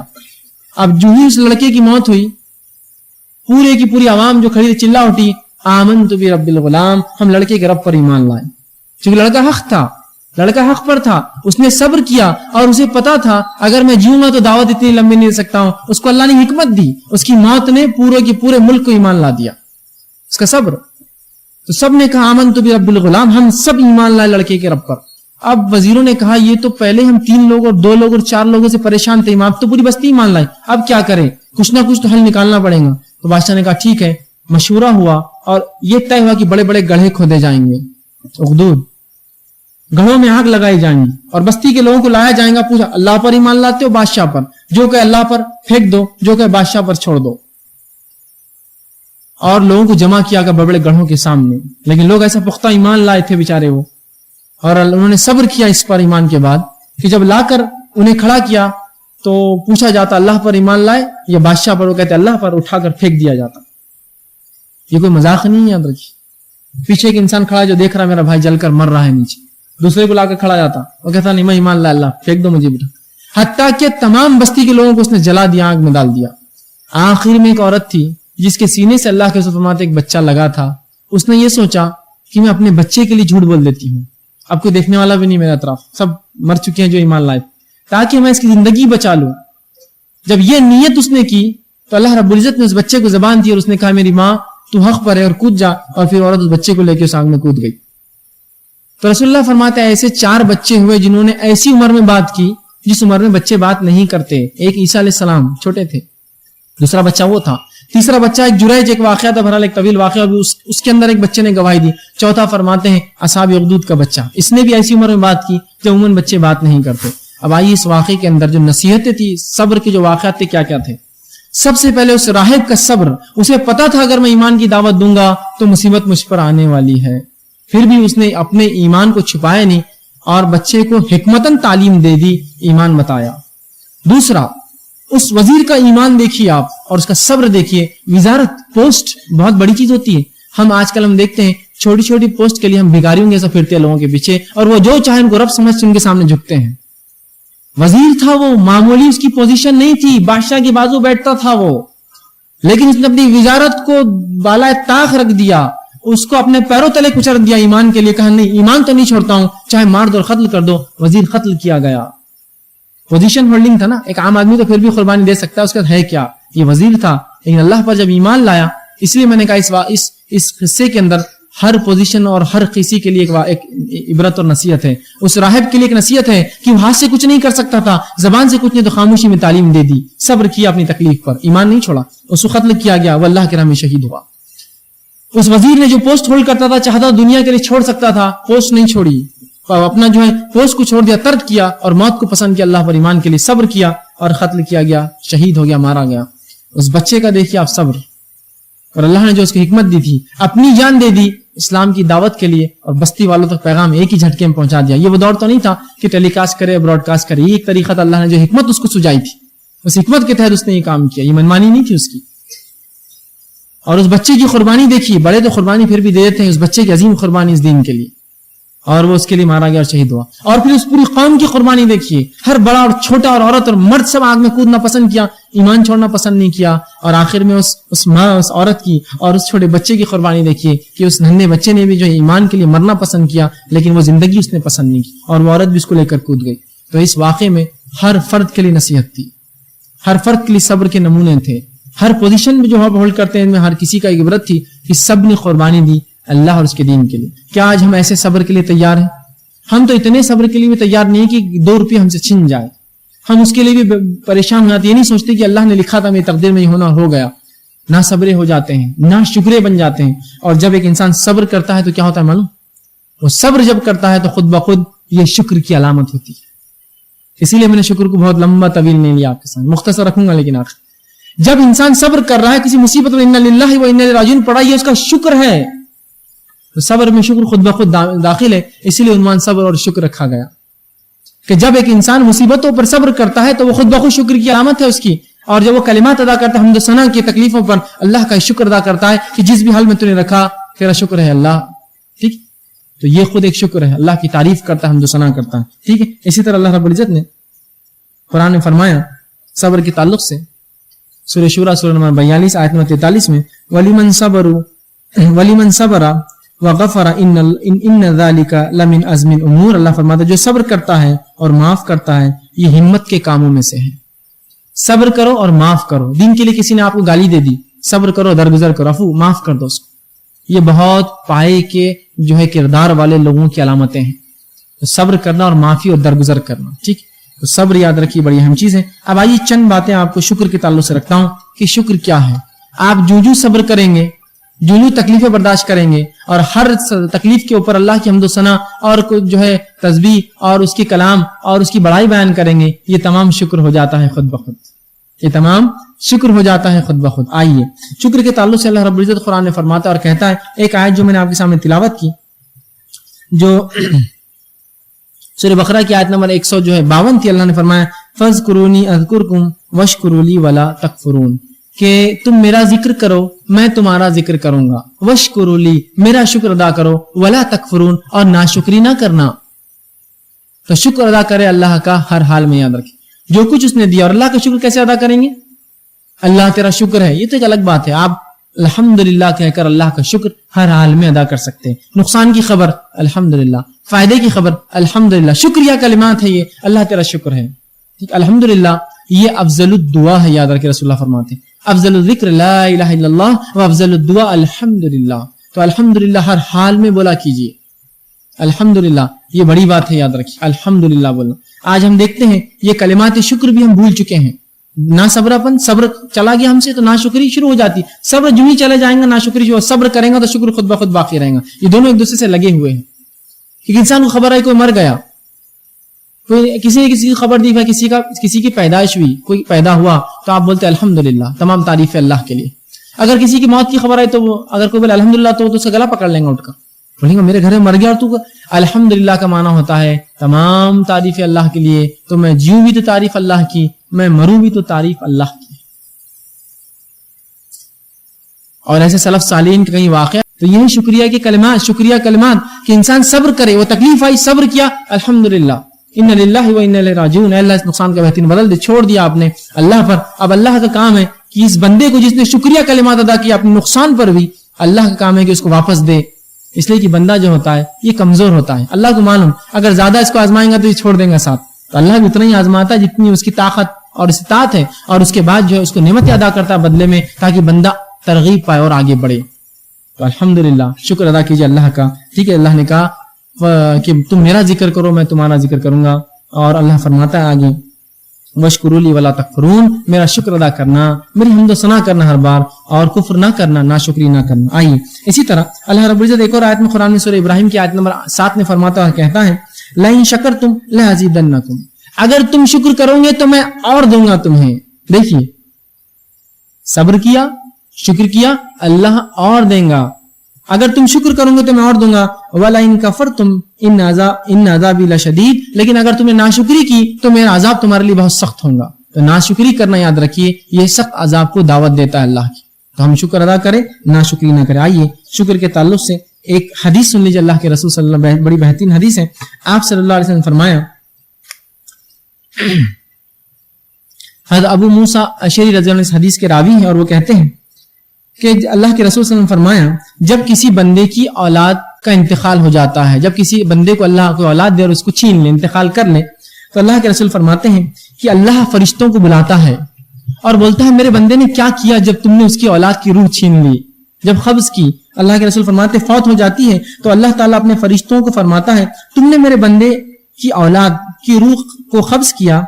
तो वो कहते हैं, हाँ हमने कब्ज किया। फिर अल्लाह उनसे कहता है, बस अल्लाह फरमाता है, तुमने इसके दिल का फल कब्ज कर लिया, उसका लख्ते जिगर तुमने उससे छीन लिया, उससे एक नेमत ही ले ली तुमने, अजीम औलाद। तो फरिश्ते कहते हैं, हाँ हमने उससे औलाद की उसकी रूह छीन ली, उसे जो है उसको जो है खत्म कर दिया। वो कहते हैं हाँ। तो अल्लाह ताला फरमाता है, बस मेरे बंदे ने क्या कहा, क्या किया उस आदमी ने जब तुमने उसकी औलाद छीनी, उससे उसका लख्ते जिगर ले लिया, उससे उसने क्या किया? तो फरिश्ते कहते हैं, इसने तेरी हम्द बयान की और कहा, इन्ना लिल्लाहि व इन्ना इलैहि राजिऊन। अल्लाह, उस शख्स ने क्या किया जिसकी औलाद, जिसका दिल का टुकड़ा हमने छीन लिया, उस शख्स ने क्या किया? उसने कहा तेरी हम्द की, अल्हम्दुलिल्लाह, जो भी हम्द सना, और कहा इन्ना लिल्लाहि व इन्ना राजिऊन, अल्लाह हम तेरी तरफ से आते, तेरी तरफ जाना है। पढ़ा तो अल्लाह ताला फरमाता है, तुम मेरे बंदे के लिए जन्नत में घर बना दो और इसका नाम बैतुल हम्द रख दो। तो ऐसे बंदे के लिए अल्लाह कहता है कि एक जन्नत बना दो और जो है इसका नाम जो है बैतुल हम्द रख दो। ये तिरमिज़ी की हदीस है, और उस बंदे के लिए जन्नत में घर बना दिया जाता है। तो हर नुकसान पर सब्र कीजिए, शुक्र के कलिमात हम्द सना कीजिए, यही सब्र और यही शुक्र है। और याद रखिए, जिसको सब्र और शुक्र ये दो नेमतें मिल गई, इससे अजीम नेमत नहीं है। फिर याद रखिए कि एक बंदे को अल्लाह ने सब्र दे दिया और अल्लाह की हम्द सना करता है, शुक्रिया कलिमात अदा करता है, इससे अजीम नेमत नहीं। और लिहाजा जो कुछ अल्लाह ने हमें दिया उसका शुक्र करे। आज हमारा मामला नाशुक्री का ये है, इस हद तक है कि वालिदैन से बच्चे जूतों के लिए लड़ रहे हैं। बाप कमा कमा के थका हुआ है, रमजान का महीना चल रहा है, इससे ज्यादा उसमें ताकत भी नहीं बेचारे में, लेकिन बच्चों की फरमाइशों के लिए, बीवी की फरमाइश के लिए वो अपने आप को टुकड़े कर रहा है काम करके, और जिद कर रहे हैं। आप शुक्र तो ये था जो कुछ मयसर वो ला सकता था, मेरा बाप उसकी कबूल करना चाहिए था उस चीज को। अल्लाह की हम्द सना करते हैं, लेकिन ये मामला नहीं होगा। इसलिए मैंने कहा, जब नेमत छिनती तो पता चलता है। तो एक इंसान अपने जूतों के लिए रोता है। एक वाकया कहानी है जिसमें वाकया का उसका कंक्लूजन ये है कि मैं अपने जूतों के लिए रोता रहा, लड़ता रहा, और तब मुझे उसका एहसास हुआ जब मैंने एक इंसान को देखा जिसको पैर ही नहीं थे। जब बगैर पैर वाले इंसान को देखता है तो इंसान को एहसास होता है, अल्हम्दुलिल्लाह पैर तो है, जूते नहीं हो तो क्या हुआ, पैर तो दिया अल्लाह ने। तो शुक्र तब अदा होता है।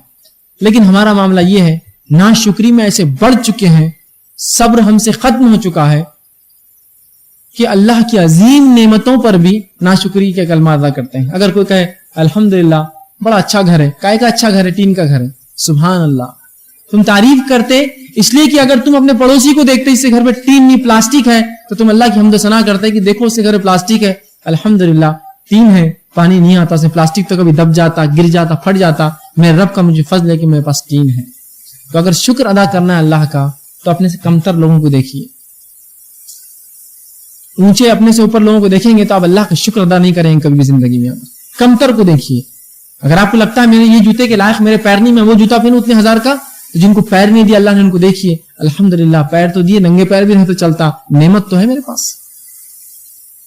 लोग नाशुक्री करते हैं दूसरों को देखकर, अरे हमें क्या मिला, वो तो करोड़पति है, अरे देखो तुम्हारे पड़ोस में तुमसे गरीब इंसान रहता है।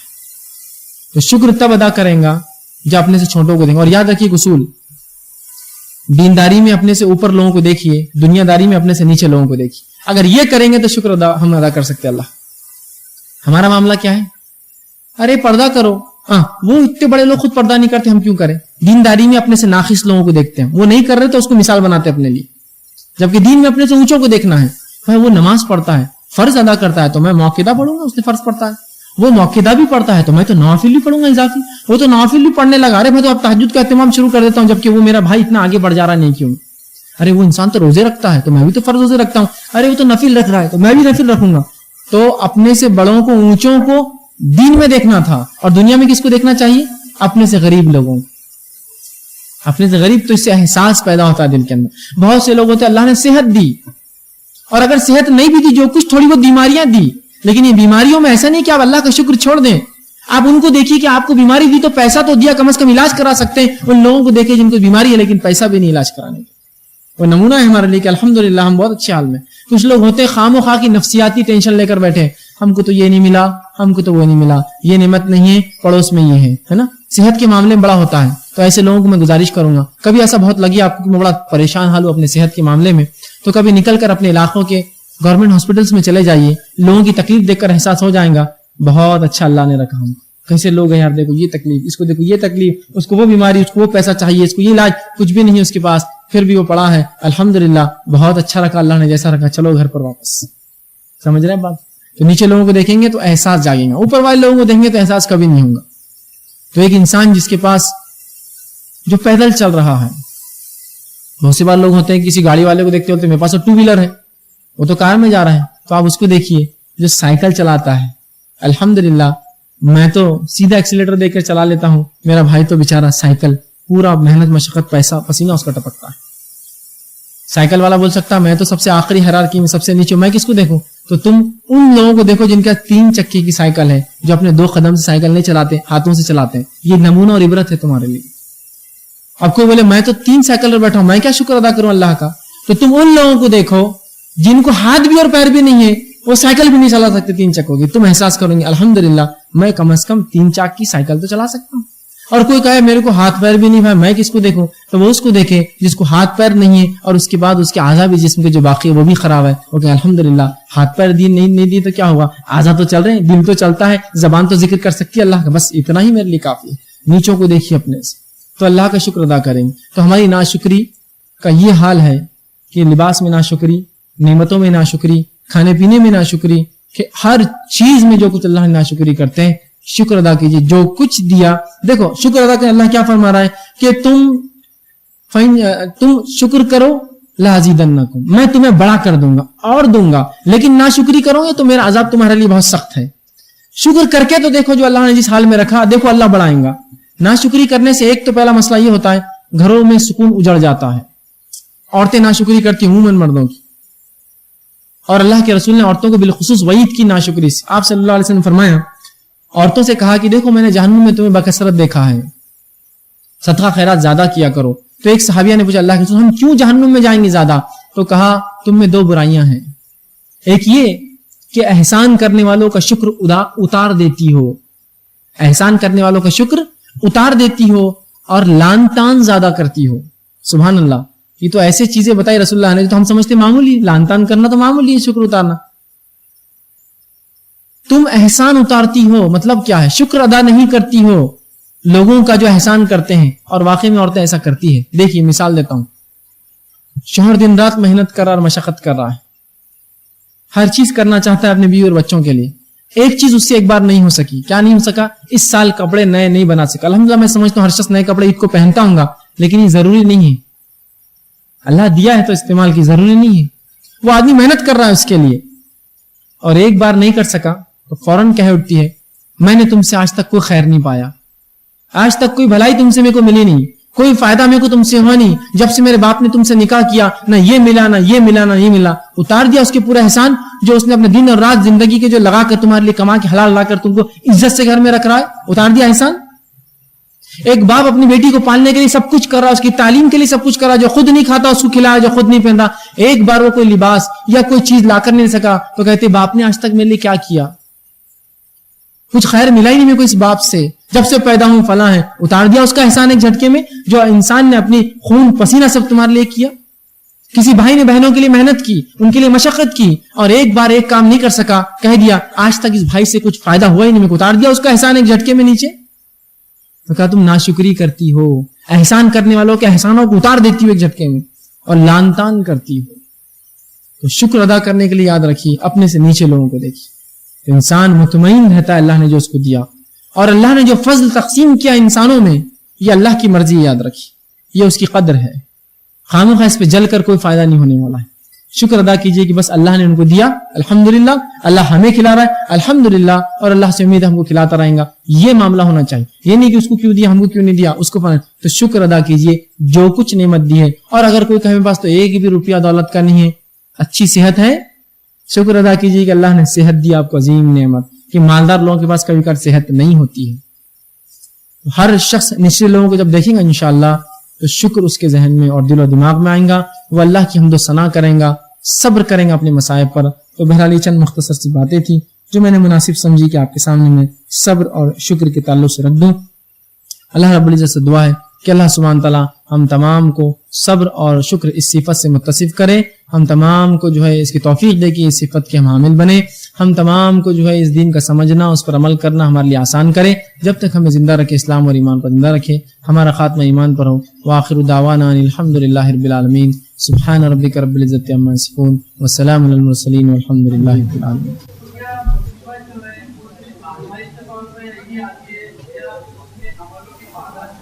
جی اعوذ باللہ من الشیطان الرجیم, بسم اللہ الرحمن الرحیم, الحمدللہ والصلاة والسلام علی خاتم النبیین والمرسلین, وبعد, رب اشرح لی صدری ویسر لی امری واحلل عقدۃ من لسانی یفقہوا قولی, اما بعد. بہرحال بھائی نے ایک سوال کیا, میں گزارش کروں گا کہ خاموشی اختیار کریں آپ لوگ, اور جو لوگ سننا چاہ رہے بغور سنیں. تو بھائی نے ایک سوال کیا کہ کیا ضروری ہے کہ ہر بار مصیبتیں آزمائش کے لیے آئیں گی, یا کبھی مصیبتیں اپنے گناہوں کے وجہ سے بھی آتی ہیں؟ تو یاد رکھ لیجئے, مصیبتوں کی ایک وجہ تو یہ ہوتی ہے کہ انسان کو اللہ آزمانا چاہتا ہے, ایک تو یہ ہو گیا. دوسرا, وہ انسان جو شریعت کو چھوڑ کر دور نکل جاتا ہے اور معصیت اور گناہ اور غلط کام کرتا ہے, اس کو جو تکلیفیں پہنچتی ہے وہ اس کے اعمال کا نتیجہ ہوتی ہے. یہ دونوں میں فرق ہے, یاد رکھیے, آزمائش اور مصیبت میں فرق ہے. وہ چیز جہاں ایک انسان اللہ پر ایمان لاتا ہے, اس کے رسول کی تعلیمات پر چلتا ہے, جس کے وجہ سے اس کو جو تکلیفیں پہنچتی ہیں, تو وہ جو ہے یاد رکھیے اس کی آزمائش. اور ایک انسان جو غلط کام کرتا ہے, گناہ کرتا ہے, معصیت اختیار کرتا ہے, اس وجہ سے جو تکلیفیں آتی ہیں, تو یہ اس کو نشانی اور علامت ہوتی ہے, تنبیہ ہوتی ہے کہ اپنے آپ کو سدھار لے, اپنے آپ کو جو ہے سنبھال لے اور ان گناہوں سے بچ جائے. اب یاد رکھیے آزمائش اور مصیبت میں فرق کیا ہے, جو گناہوں کی وجہ سے آتی, جو نہیں کی.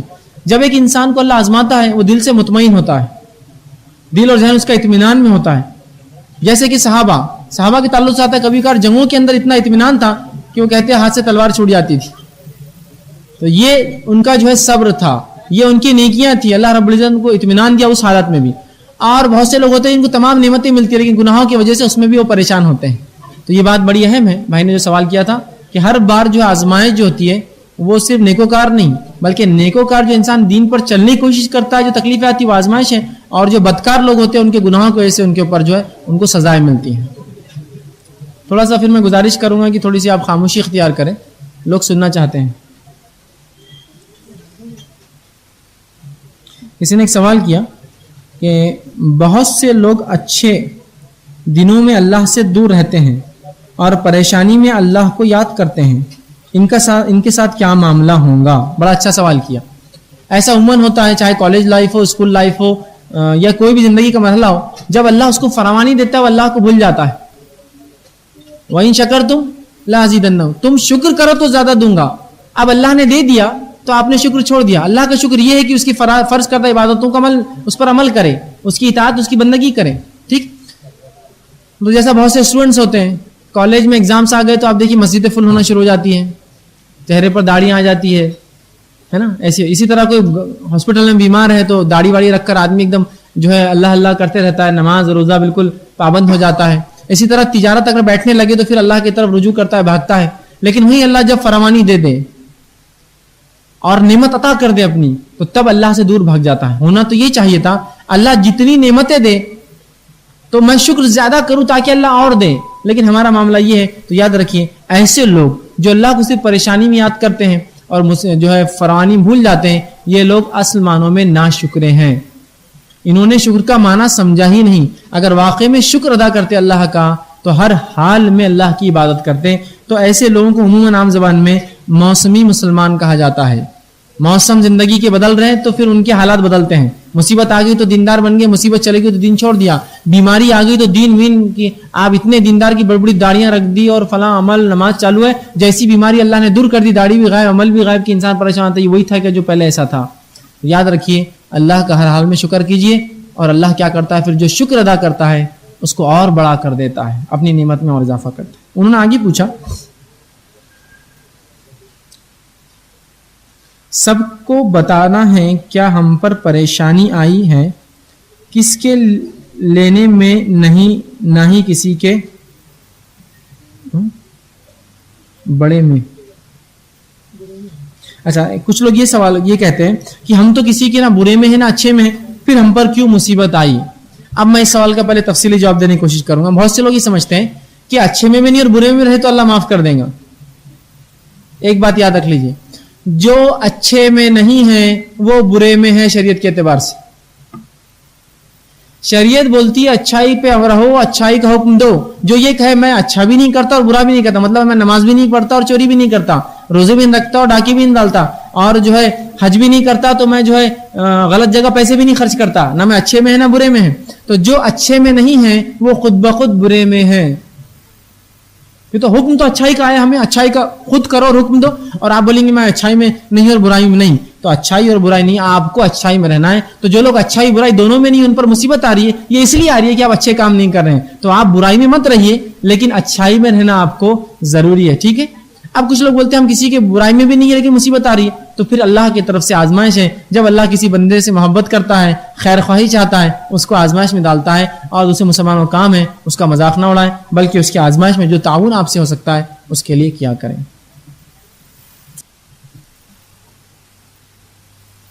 کسی نے ایک سوال کیا، کسی الزام لگانے پر صبر کیا جائے تو اس کا اجر کیا ہوگا؟ کیا قرآن و حدیث میں اس کا بیان ہے؟ بہرحال کسی نے سوال کیا کہ اگر کسی پہ کوئی الزام لگائے تو اگر وہ اس پہ صبر کرے تو اس کا پہلی چیز یاد رکھیے، اگر کوئی کسی پر الزام لگائے اور آپ کو لگتا ہے اس الزام کو آپ جواب دے سکتے ہیں، اطمینان بخش جواب دے کر یہ مسئلے کو، یہ فتنے کو، جو الزام غلط فہمی سے اٹھتے ہیں، کچھ الزام غلط فہمی سے اٹھتے ہیں انسان پر، جو کچھ بھی آپ نے دیکھ لی، کچھ غلط سوچ لیا، کچھ غلط تصور کر لیا، تو آپ اس کا پہلے جواب دے دیں.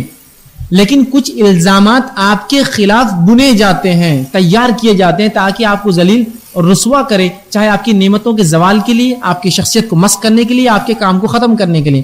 تو ان معاملات پر آپ صبر کرنے میں کوئی حرج نہیں، لیکن آپ کے معین اور مددگار جو لوگ ہیں ان کو ضرور بیان کر دیں کہ میرے خلاف یہ الزامات چل رہے ہیں، اس میں کوئی حقیقت نہیں ہے، اور اس پر صبر کریں. انشاءاللہ العزیز اللہ اس کا آپ کو ضرور اجر دیں گا. بہرحال میرے ذہن میں کوئی حدیث ابھی نہیں آ رہی جس میں اس کا اجر کیا ہوگا، لیکن ایک حدیث مسند احمد کی جو میرے ذہن میں آ رہی وہ یہ ہے، الزام لگانے والے کو کیا ملے گا، وہ یہ ہے، اللہ کے رسول فرماتے ہیں جو شخص کسی پر الزام لگائے، روز قیامت اللہ اس کو جہنم میں ایک آنکھ کے پنجرے میں رکھیں گا اور کہیں گا جب تک اس الزام کو ثابت نہیں کرتا تجھے اس سے نجات نہیں ہے. خامخواہ الزام مت لگائی کسی. تو میں نے جیسا کہا اگر الزام غلط فہمی کی بنیاد پر ہے جواب دے دیجیے. الزام آپ کے کام کی وجہ سے لوگ تہمت کے لیے اور خاص طور سے بنا کر پیش کر رہے ہیں تو اپنے معین اور مددگار لوگوں میں اعلان کر دیجیے کہ مجھ پر یہ الزام ہے، اس کی حقیقت نہیں ہے، اور صبر کیجیے. انشاءاللہ العزیز اللہ رب العزت بہت زبردست آپ کو بدلہ دیں گا کہ آپ نے اللہ کی خاطر صبر کیا. اور صبر تب ہوتا ہے جب وہ چیز ہو تو آپ اللہ کے لیے اس کو طلب ثواب کی نیت سے اس کو برداشت کر لیں. انشاءاللہ العزیز اللہ آپ کو اس کا عظیم اجر دیں گا. اور جو لوگ الزامات لگاتے ہیں وہ آگاہ ہو جائے، الزام لگانا بہت سنگین جرم ہے.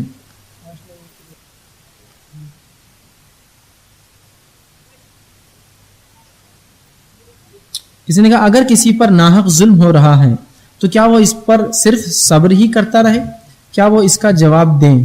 جیسا میں نے پہلے بتا دیا کچھ جگہ تو صبر کرنا افضل ہے، کچھ جگہ جواب بھی دینا چاہیے. جیسا کسی نے الزام جھوٹا لگایا، آپ کو لگتا ہے اس کا جواب دینا بہتر ہے تو آپ اس کا جواب دے دیجیے. کہیں لگتا ہے کہ لوگ اسی لیے آپ کو الزام لگا رہے ہیں کہ احساس کیا ہو رہا ہے. کچھ لوگ کیا کرتے ہیں معلوم آپ کو، ارے وہ تو جھوٹا ہے، ارے وہ تو جھوٹا ہے، ارے وہ تو جھوٹا. وہ اس لیے بولتے ہیں کہ آپ بولے میں سچا ہوں، چلا کے بولتے ہیں آپ لگی جا کر اس کو. اب لگی اس کو جو ہم چاہ رہے تھے اب ہوا. آپ کو لگتا ہے اگر ایسا معاملہ ہے تو خاموشی رکھیے آپ, انشاءاللہ اللہ صبر کا اجر دیں گا آپ. جیسا اللہ کے رسول کے خلاف ہوا, کاہن ہے, مجنون ہے, پاگل ہے, دیوانہ ہے اور فلاں ہے, شاعر ہے, آپ خاموش رہیں. یہ جواب دینے کی ضرورت نہیں تھی. آپ کی زندگی نمونہ تھی کہ میں یہ سب نہیں ہوں جو تم الزام لگا, نہ میں شاعر ہوں, نہ کاہن ہوں, نہ میں پاگل اور مجنون ہوں. تو اگر لگتا ہے یہ لوگ چھیڑنے کے لیے کر رہے ہیں تو جواب مت دیجیے کبھی ان کو, اس سے آپ کو اور تنگ کریں گے, تکلیف دیں گے. لیکن لگتا ہے کہ غلط فہمی کی بنیاد پر یہ سب ہے تو ازالہ کرنا بہرحال ضروری ہے.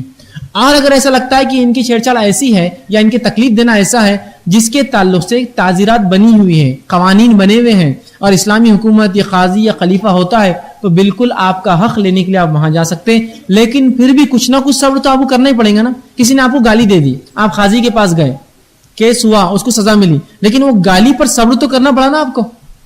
صبر تو پھر بھی رہا, آپ کو جواب ملا بھائی اس کو 10 کوڑے پڑے گالی دینے پر, ٹھیک ہے, لیکن آپ نے تو صبر کیا نا. آپ بولیں گے نہیں میں نے کہاں صبر کیا, میں نے بھی 2-3 جب لوٹا دیا تھا اس کو, لیکن چونکہ اس نے شروع کیا تھا تو میں نے کیس ڈالا, تو یہ تو درست نہیں ہے پھر. تو آپ کچھ چیزوں میں جہاں تعزیرات ہیں, قوانین بنے ہیں, آپ اپنا حق لے سکتے ہیں, لیکن اس کے باوجود صبر تو کہیں نہ کہیں ہے ہی. ایسا کوئی آپ پر روز آ کر ظلم کر رہا تو آپ بولیں گے میں صبر کر رہا ہوں, نہیں. آپ جہاں قوانین ہیں اس کا فائدہ اٹھائیے. اس کے بعد بھی لیکن لوگ ظلم کر رہے ہیں, قانون کا آپ کارروائی کر رہے ہیں فلاں, پھر بھی ظلم ہو رہا ہے, تو آپ اس پر صبر کرتے رہیے, انشاءاللہ عزیز اس کا آپ کو بدلہ ملے گا. لیکن صبر کا معنی یہ نہیں کہ آپ کو کوشش ہی نہ کرے اور تکلیفوں کو بس آنے دے, بلکہ جن کے تعزیرات ہیں جو آپ دفاع کر سکتے ہیں اپنے ہاتھ سے, اپنی زبان سے, اس کو کرنے کی پوری آپ جو ہے کوشش کریں. لیکن اس کے بعد بھی کہیں نہ کہیں کچھ نہ کچھ حد تک آپ کو صبر ضرور کرنا ہی پڑے گا اس معاملے میں بھی. اگر کسی نے ایک سوال کیا ہے, کسی کا سوال ہے, اگر ہمارے معاشرے میں کوئی شخص پریشانی یا مصیبت میں آتا ہے تو وہ عامل یا کوئی مولوی کے پاس جاتا ہے, تو عامل کہتا ہے یہ پڑھے وہ پڑھے وغیرہ وغیرہ, کیا یہ درست ہے؟ کسی نے ایک اچھا سوال کیا کہ اگر کسی کو مصیبت آتی ہے تو بہت سے لوگ کسی کے پاس جاتے ہیں جو اپنے آپ کو عامل کہتے ہیں, ان سے پوچھتے ہیں, بولتے ہیں یہ پڑھو یہ پڑھو یہ کرو یہ کرو, یہ کیا درست ہے؟ دیکھیے اگر کوئی مصیبت آپ کو آتی ہے تو سب سے پہلے تو آپ دیکھیے آپ فرائض کا اہتمام کر رہے ہیں کیا, وہ ذکر و اذکار جو اللہ کے رسول نے کیے مصیبتوں کو دور کرنے کے لیے پریشانیوں کو آپ پڑھ رہے ہیں کیا. اور اگر کسی ایسے شخص کے پاس بھی جائے جس کو عامل کہا جاتا ہو اور وہ اللہ کی کتاب اور اس کے رسول صلی اللہ علیہ وسلم کی سنت سے کچھ باتیں بتائے کہ یہ کرو یہ کرو یہ مت کرو یہ مت کرو, تو اس میں کوئی حرج نہیں. لیکن ہمارے پاس ہوتا کیا ہے, ایک تو اللہ کے دین کی طرف کوئی رجحان نہیں, نماز روزے زکوٰۃ سب غائب ہے, تلاوت قرآن میں کوئی اہتمام نہیں, ذکر و اذکار دعائیں تو ہم کو یاد ہی نہیں ہے. اب اس کے بعد کوئی مصیبت اللہ دے دے تو فوراً بولتے ہیں کہ بھائی کچھ نہ کچھ ہوا ہے تم پر, چلو عالم کو عامل کو ڈھونڈو. اب کوئی ایک اچھے عامل ڈھونڈے جاتے ہیں, وہ بھی اس میں بھی وہ رہتا, یہ بورے پہنچے ہوئے, یہ کم پہنچے ہوئے ہیں, یہ بڑے فلاں ہیں, یہ بڑے فلاں ہیں. پھر ان عامل صاحب کے پاس جایا جاتا ہے. پھر عامل صاحب جو ہے یہ تو ٹھیک ہے اگر قرآن حدیث سے کوئی آپ کو رہنمائی کرے کہ بھائی رزق میں کمی ہے تو یہ پڑھا کرو, رسول اللہ جو ثابت ہے یہ اعمال کیا کرو. اچھا کوئی مصیبت ہے, ذہنی پریشانی, یہ کیا کرو. جسمانی بیماری ہے تو اس کے لیے یہ قرآن و حدیث سے ثابت ہے کرو, یہ تو ٹھیک ہے. لیکن وہ کیا کرتے ہیں, آپ کو بولتے ہیں آپ کو کسی نے کر دیا ہے, ستارے بہت آپ کے گردش میں ہیں, پتہ نہیں کیا ہے. ستارے تو گردش میں رہتے, میں سمجھتا کوئی ستارہ رکا ہوا نہیں ہے. بہرحال ستارے بہت گردش میں ہیں, ٹھیک ہے, اور یہ فلاں اور فلاں اور پتہ نہیں کیا کیا اس کے پیچھے چیزیں ہوتی ہیں. پھر وہ غیر شرعی چیزیں لکھ کر دینا چالو کرتے ہیں, آپ یہ پڑھ لو, یہ کھا لو, یہ مل لو, یہ لگا لو, یہ گاڑ لو, یہ ٹھوک لو, ہے نا, بہت سی چیزیں ہوتی ہیں. اور انسان اس میں لگتا ہے, جبکہ یہ نہیں دیکھ رہا ہے کہ 5 وقت کی نماز چھوڑ رہا ہے.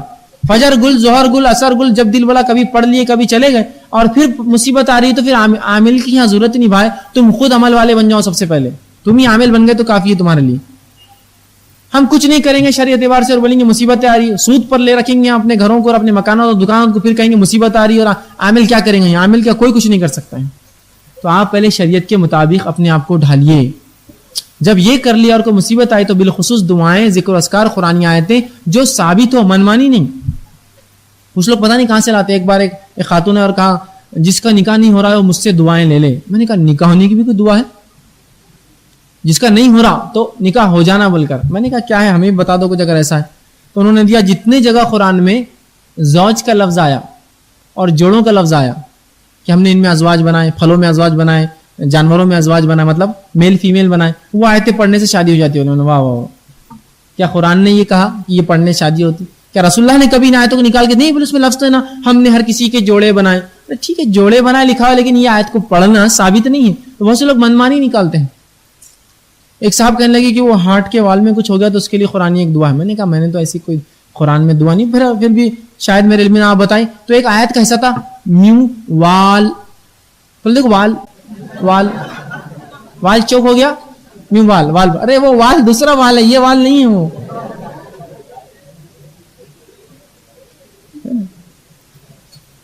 تو وہ ثابت شدہ ہو تو آپ اگر ایسی چیزیں ہیں تو کر سکتے ہیں خام و خواہ کے, لیکن ایسے لوگوں کے پاس جا کر اپنے ایمان کو اور اپنے اعمال کو برباد نہ کرے اللہ کے لیے. بہت سے لوگ یہ چکر میں جا کر ہوتے ہیں, مصیبتیں اگر آ رہی ہے اور دین پر عمل نہیں کرنے سے آ رہی تو سمجھ جائیے آپ کو عمل کرنا ہے, نہ کہ آپ کسی وہ آدمی آپ کی کچھ مدد نہیں کر پائیں گا, وہ آپ کے لیے 1000 قرآن نہیں پڑھ کے بخشیں گا تو آپ کو کچھ فائدہ نہیں ہونے والا. اصل یہ میرا عمل کہ میں دین پر لگ جاؤں, اس لیے مصیبت, کہ تو میں نے جو کہا نا صبر تب ہوگا جب آپ دین پر عمل کر رہے تو مصیبت آئے. آپ دین پر عمل نہیں کرنے جو مصیبت آ رہی ہے یہ آزمائش نہیں ہے, یہ تو آپ کو جو ہے سزا اللہ کی طرف سے کہ سدھر جاؤ. جیسے قوموں کو اللہ نے عذاب میں ملوث کیا, ان کو ڈبا دیا, غرق کیا, آندھیاں بھیجی, طوفان بھیجے, زلزلے بھیجے. یہاں وہ بولے کہ میں صبر کر رہا ہوں تو نہیں, یہ تو عذاب تھا تم پر, اب صبر نہیں ہے. صبر تو تب تھا جو مومنوں نے کیا, تم کو دعوت دے کر اور تم نے ان کو ہکالا, وہ صبر تھا ان کا. تو آپ دین پر لگ جائیے, ان لوگوں کے پاس جا کے اپنے ایمان کو مت خراب کیجیے. انشاءاللہ اور بھی تفصیلات اس عنوان کے تعلق سے, روحانی بیماریاں یا اس کو اس طرح سے آپ لے لیں نفسیاتی اور روحانی بیماریاں, ان کا علاج, جو میرا انشاءاللہ 29 رمضان کو ہوگا, اس میں آپ آئیے بتفصیل انشاءاللہ اس چیزوں کا جواب دوں گا. جی وعلیکم السلام.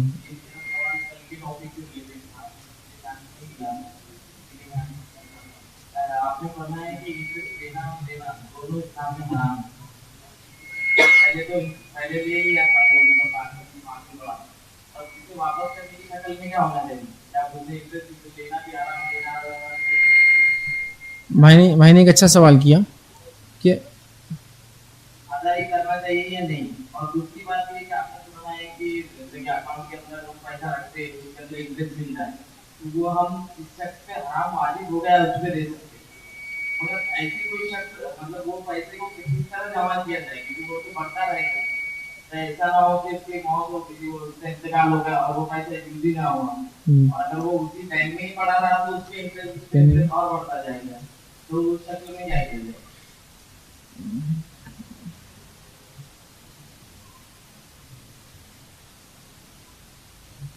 بھائی نے جو ہے 2 سوال کیے. پہلا سوال ان کا یہ تھا کہ اگر کوئی شخص ہے جس کو پتہ نہیں تھا سود کی لعنت یہ ہے, اب اس نے سود پر لون لے رکھا ہے یا جو بھی ہے, اب وہ کیا کرے. دیکھیے اگر آپ نے لے لیا ہے تو اب تو اس کو آپ کو ادا کرنا ہی پڑے گا. آپ ہی نہیں بول سکتے میرے کو آج سود معلوم ہوگا کیا ہو گیا تو میں بینک کو کیا کروں گا, دھوکہ دے دوں گا. 2 لاکھ لیا تھا, 1 لاکھ سود تھا, 1 لاکھ میرا تھا, میں نے 1.5 لاکھ دے دیا اب تک, اب 50,000 ڈوب گئے. نہیں, آپ نے چونکہ اس سے یہ سودا کیا تھا اب اس کو آپ کو پورا پیسہ لوٹانا ہوگا.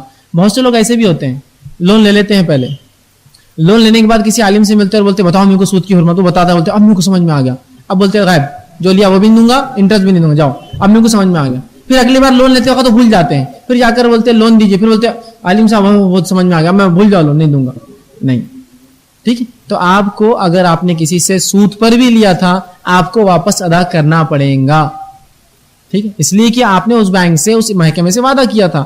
اب آپ بولیں گے نہیں, ہاں یہ الگ شرط ہے کہ آپ یہ کہیے کہ میں مجبور ہوں اور میں اصل دے کر کیا چھوٹ سکتا ہوں, اور وہ کہے چھوٹ سکتے ہیں تو جلدی سے ادا کر دیجیے اور چھوٹ جائیے اس. دوسرا انہوں نے سوال کیا کہ انٹرسٹ کے پیسے جو بینکس میں جمع ہوتے ہیں اکاؤنٹس میں ہمارے, وہ کیا کریں. تو جن پر حرام واجب ہے ان کو دے دیں. تو یہ مہینے اتنا آیا, یہ مہینے اتنا آیا, آپ نکالے اور دیتے جائیے, جمع کر کے مت رکھیے, وہ تو بہت زیادہ ہو جائیں گے تھوڑے دن میں, فوراً آپ کو ملا, اور ایسے لوگ آپ کو بہت مل جائیں گے. یہ الگ بات ہے کہ ہم نے ان کو کئی بار دیکھا لیکن ہم نے سوچا نہیں کہ یہ لوگ مستحق ہے. آپ راستوں سے گزریے, بہت سی مرتبہ یہ ہوتا ہے کہ عورتیں بھی ہوتی ہیں, ان کو لباس نہیں ہوتے پہننے کے لیے, اس سے مسلم غیر مسلم کی کوئی تفریق نہیں ہے. برجز کے نیچے لوگ رہتے ہیں جن کو رہنے گھر نہیں, وہ ایک پلاسٹک رہتا ہے, نہانے کے لیے پتہ نہیں کسی نالے میں چل جاتے ہیں بیچارے, اور کھانے کے لیے کنڈیوں سے چن کر لاتے ہیں. ایسے کئی لوگ ملیں گے آپ کو, آپ جیسے ہی آیا جو ہی آیا ایسے لوگوں کو اٹھا کر دے دے, ٹھیک, آپ دے سکتے ہیں. تو اس کو رکھنا نہیں ہے, جمع نہیں کرنا ہے, فوراً آپ کو نکال دینا ہے. اور یہ جو آ جاتا ہے انٹرسٹ اکاؤنٹس میں, یہ مجبوری ہے. تو آج بغیر بینک کے ٹرانزیکشن ہمارے ہوتے نہیں, الٹرنیٹ کوئی سسٹم ہمارے پاس ہے نہیں, تو لہٰذا یہ مجبوری کی شکل ہے. اللہ سے امید ہے, دعا بھی ہے کہ اللہ ہم کو اس معاملے میں معاف کرے. لیکن آپ جان بوجھ کر لے یا کسی سے لے یا خود دینے کی امید کرے کہ بھائی مزہ آ جائے گا کہ تو چھوٹی سی تجارت ہے, سود لوں گا تو بڑی ہو جائیں گی, اس کی اجازت تو بہرحال نہیں دی جائے گی.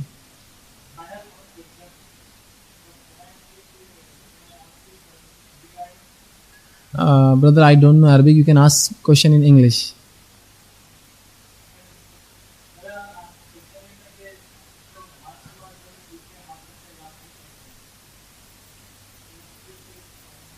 سر پر ہاتھ رکھ کر کچھ پڑھتے ہیں. ہاں, بھائی نے ایک سوال کیا کہ کچھ لوگ نماز پڑھتے ہیں اور نماز پڑھنے کے بعد جو ہے سر پر ہاتھ رکھ کر جو ہے کچھ چیزیں پڑھتے ہیں, اس کا کیا ہے؟ تو یہ بات بڑی مشہور اور معروف ہے کہ بہت سے لوگ کیا کرتے ہیں, نمازیں پڑھتے ہیں اور نماز پڑھتے سر پر ہاتھ رکھتے ہیں اور آیت الکرسی پڑھتے ہیں, اور اس کے پڑھنے کا طریقہ بھی وہ بتاتے ہیں کہ سر پر ایسا ہاتھ رکھنا اور دوسرے کونے کو زمین پہ ٹیکنا ان کے مطابق. کچھ لوگ ابھی شارٹ کٹ میں یوں پڑھ لیتے ہیں, لیکن اصل وہ بتاتے ہیں کہ ایسا ہاتھ رکھنا اور پھر اس کو زمین پہ رکھنا. اس سے کچھ گراؤنڈ ہوتا ہے, پتہ نہیں کیا ان کا مسئلہ ہے. تو بولتے ہیں اس سے عقل میں اضافہ ہوتا ہے, ذہن تیز ہوتا ہے, فلاں ہے. یاد رکھیے آپ صلی اللہ علیہ وسلم جب نماز پڑھتے آپ نے کبھی بھی آیت الکرسی تو آپ پڑھتے لیکن کبھی بھی سر پر ہاتھ رکھ کے نہیں پڑھی. اور بہت سی بار تو کچھ مجالس میں لوگ اتنا پڑھتے ہیں کہ لگتا ہے اب ایک نیا آدمی ہے جس کو یہ بدعت ہے, معلوم نہیں, تو ان کو لگتا ہے نماز پڑھتے سر کیوں دکھ رہے سب کے سب. تو وہ بولتا ہے اتنے لوگوں کے سر ایک ساتھ کیسے دکھ رہے پوری صف کے اندر, اور کچھ کے تو اتنے دکھ رہے کہ نیچے پڑ گئے ہو, ہے نا. رسول اللہ صلی اللہ علیہ وسلم نے آیت الکرسی کو کبھی سر پر ہاتھ رکھ کے نہیں پڑھا. ہاں کچھ مخصوص دعائیں ہیں جو آپ نے ہاتھ لگانے کا حکم دیا, جیسے آپ نے کہا اگر جسم پہ کوئی تکلیف ہو تو ہاتھ رکھ کے 3 مرتبہ بسم اللہ پڑھے, پیٹ میں ہو رہی ہے, پیٹھ میں ہو رہی ہے, سر پہ ہو رہی ہے, تو یہاں ثابت ہے. آپ صلی اللہ علیہ وسلم موزتین سورہ فلق سورہ ناس پڑھ کر جسم پر دم کرتے تب ہاتھ لگاتے, لیکن آیت الکرسی کے لیے آپ نے سر پہ ہاتھ نہیں رکھا. یاد رکھیے یہ سنت سے ثابت نہیں ہے, یقیناً یہ جو ہے اس وجہ سے یہ بدعت کہلاتی ہے. اب کچھ لوگ بولتے سنت سے قریب ہے, میں نے پھر کہا یہ قریب وریب کچھ بھی نہیں رہتا, ہے یا نہیں یہ بولیے آپ, ہے یا نہیں, یہ قریب وریب نہیں ہوتا. ایسا تو آپ ہر چیز کو قریب قریب بول کے پورا دین ہی بدل دیں گے. یہ اسلام سے قریب ہے, یہ فرض سے قریب ہے, یہ نفل سے قریب ہے, یہ تو نہیں ہو سکتا. یا ہے یا تو نہیں, تو یہ سنت نہیں ہے اور یہ عمل غلط ہے.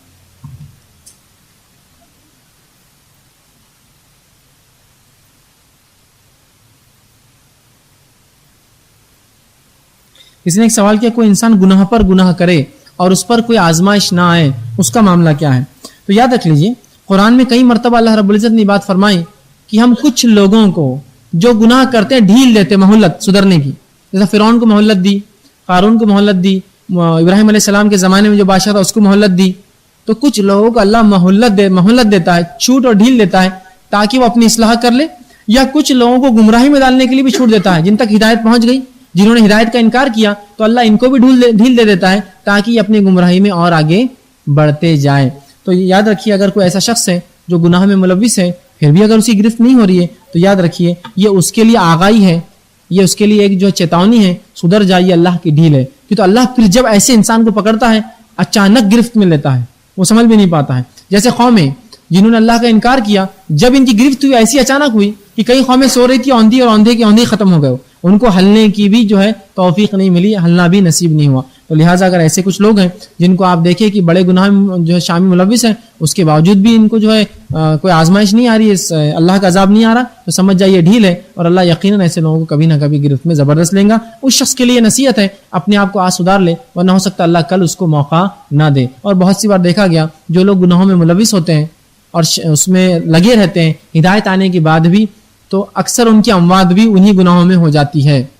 جیسا شراب پینے والے اکثر دیکھا گیا شراب کی حالت میں ہی مر جاتے ہیں. پہلے تو ڈھیل ملتے رہتی ہے, نہیں سنبھلے تو پھر اس میں موت اللہ دے دیتا ہے.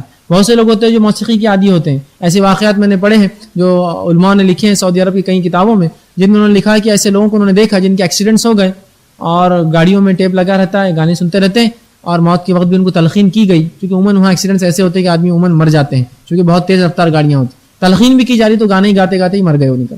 تو ایسا ہوتا ہے عموماً گناہوں میں. تو یہ اس کو ایک آگاہی ہے کہ اگر اللہ چھوٹ دے رہا ہے تجھے, نعمت عطا کر رہا ہے تیرے گناہوں کے بعد بھی, تو سمجھ جا کہ یہ آزمائش نہیں ہے, یہ جو ہے ایک چیتونی وارننگ ہے کہ اب فراوانی کے بعد ایک زبردست, جیسا بولتے ہیں طوفان سے پہلے خاموشی ہے, تو ویسی پکڑ سے پہلے اللہ فراوانی دے دیتا ہے ایسے لوگوں. فرعون کو حکومت دے دی, کرو جو اتنا چاہے ظلم کرنا ہے, ہدایت بھیجی موسیٰ علیہ السلام کے ذریعے, پھر بھی نہیں مارا, اچانک گرفت میں لیا اور مارا گیا. ٹھیک, تو ایسے ہی ہوتا ہے. تو یہ ان کے لیے ایک آگاہی ہے. السلام علیکم.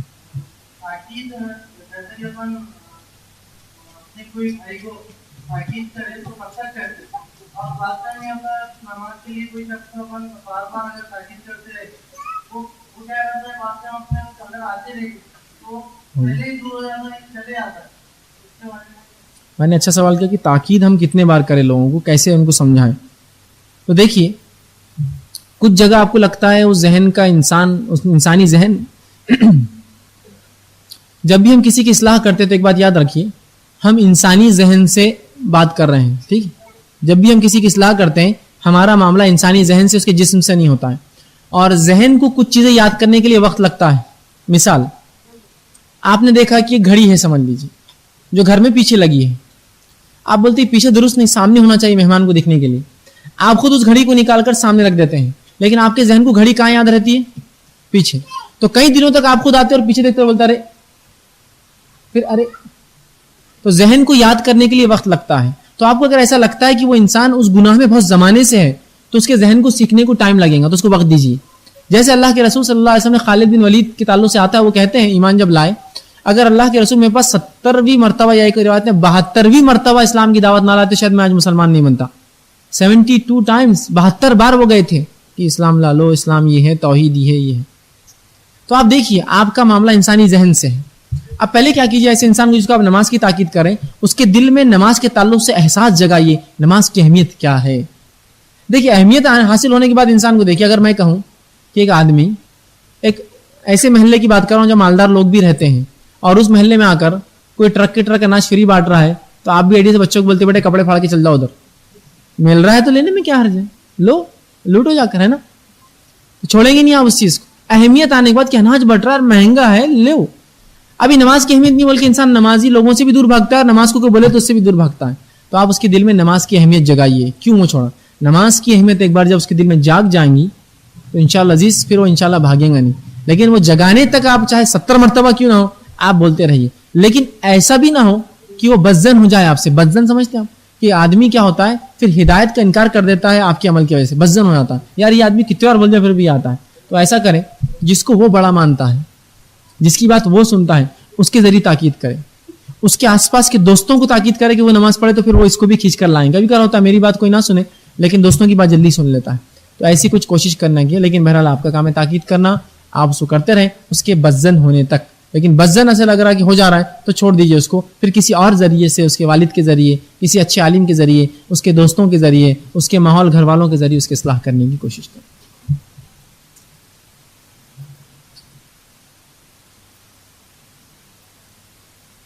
اس نے ایک سوال کیا, کیا والدین کے خلاف بھی گواہی دینا جائز ہے؟ کیونکہ درس میں بتایا گیا ہے کہ والدین کے معاملے میں بھی جھوٹی گواہی دینا جائز نہیں ہے. یاد رکھیے والدین کے خلاف بھی اگر گواہی دینا ہے تو دینا پڑیں گے اگر انہوں نے وہ جرم کیا ہے تو. شریعت یہ کہتی ہے کہ آپ حق کی گواہی دو چاہے اپنے خلاف ہو, اپنے والدین اور گھر والوں کی کیوں خلاف نہ ہو, چاہے غریب ہو چاہے امیر ہو, ہم کو حق کی گواہی دینا ہے. تو اگر ایک باپ نے بھی کوئی گناہ کیا ہے جس کے تحت قاضی کے پاس وہ کیس جاتا ہے اور بیٹے نے وہ دیکھا ہے تو اس کو کہنا پڑے گا میرے باپ نے گناہ کیا. آپ حق کو چھپا نہیں سکتے, گواہی جھوٹی نہیں دے سکتے چاہے کسی کے بھی خلاف وہ جائے. تو اگر والد کے خلاف بھی دینا پڑے آپ کو تو آپ کو گواہی دینا پڑیں گی. والدہ کے خلاف بھی اگر واقعی میں انہوں نے وہ جرم کیا ہے تو آپ کو وہ گواہی دینا پڑیں گی. میرے ماں باپ ہے بول کے آپ ان کو چھڑا نہیں سکتے. گواہی حق کی آپ کو کسی کے بھی خلاف ہو دینا پڑیں گی.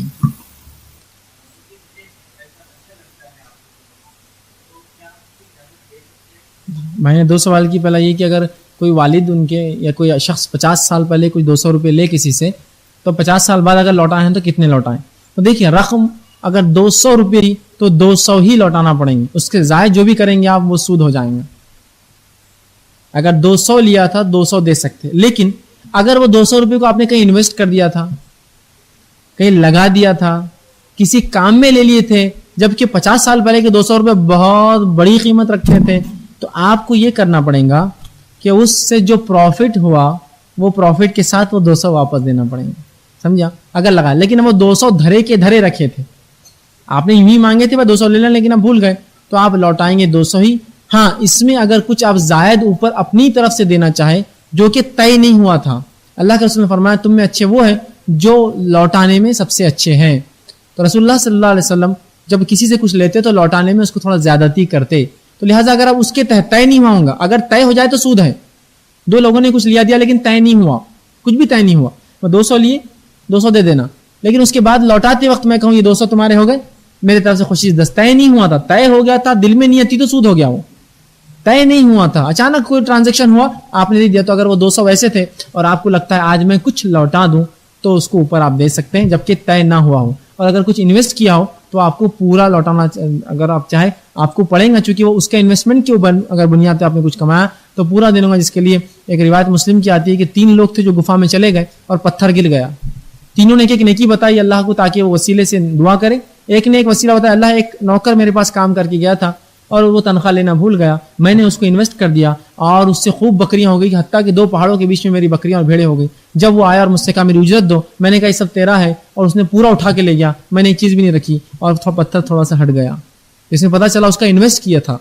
इन्वेस्ट अगर था 200 और उससे कमाया आपने, चाहे आज वो 2 करोड़ हो गया तो आपको 2 करोड़ दे देना पड़ेगा क्योंकि वो उसके हुए। लेकिन अगर 200 धरे के धरे थे तो वो आप 200 देंगे, और अगर कुछ जायद देना चाहे जो तय नहीं हुआ था आप दे सकते हैं। आखिर दावाना अनिल हम्दुलिल्लाहि रब्बिल आलमीन।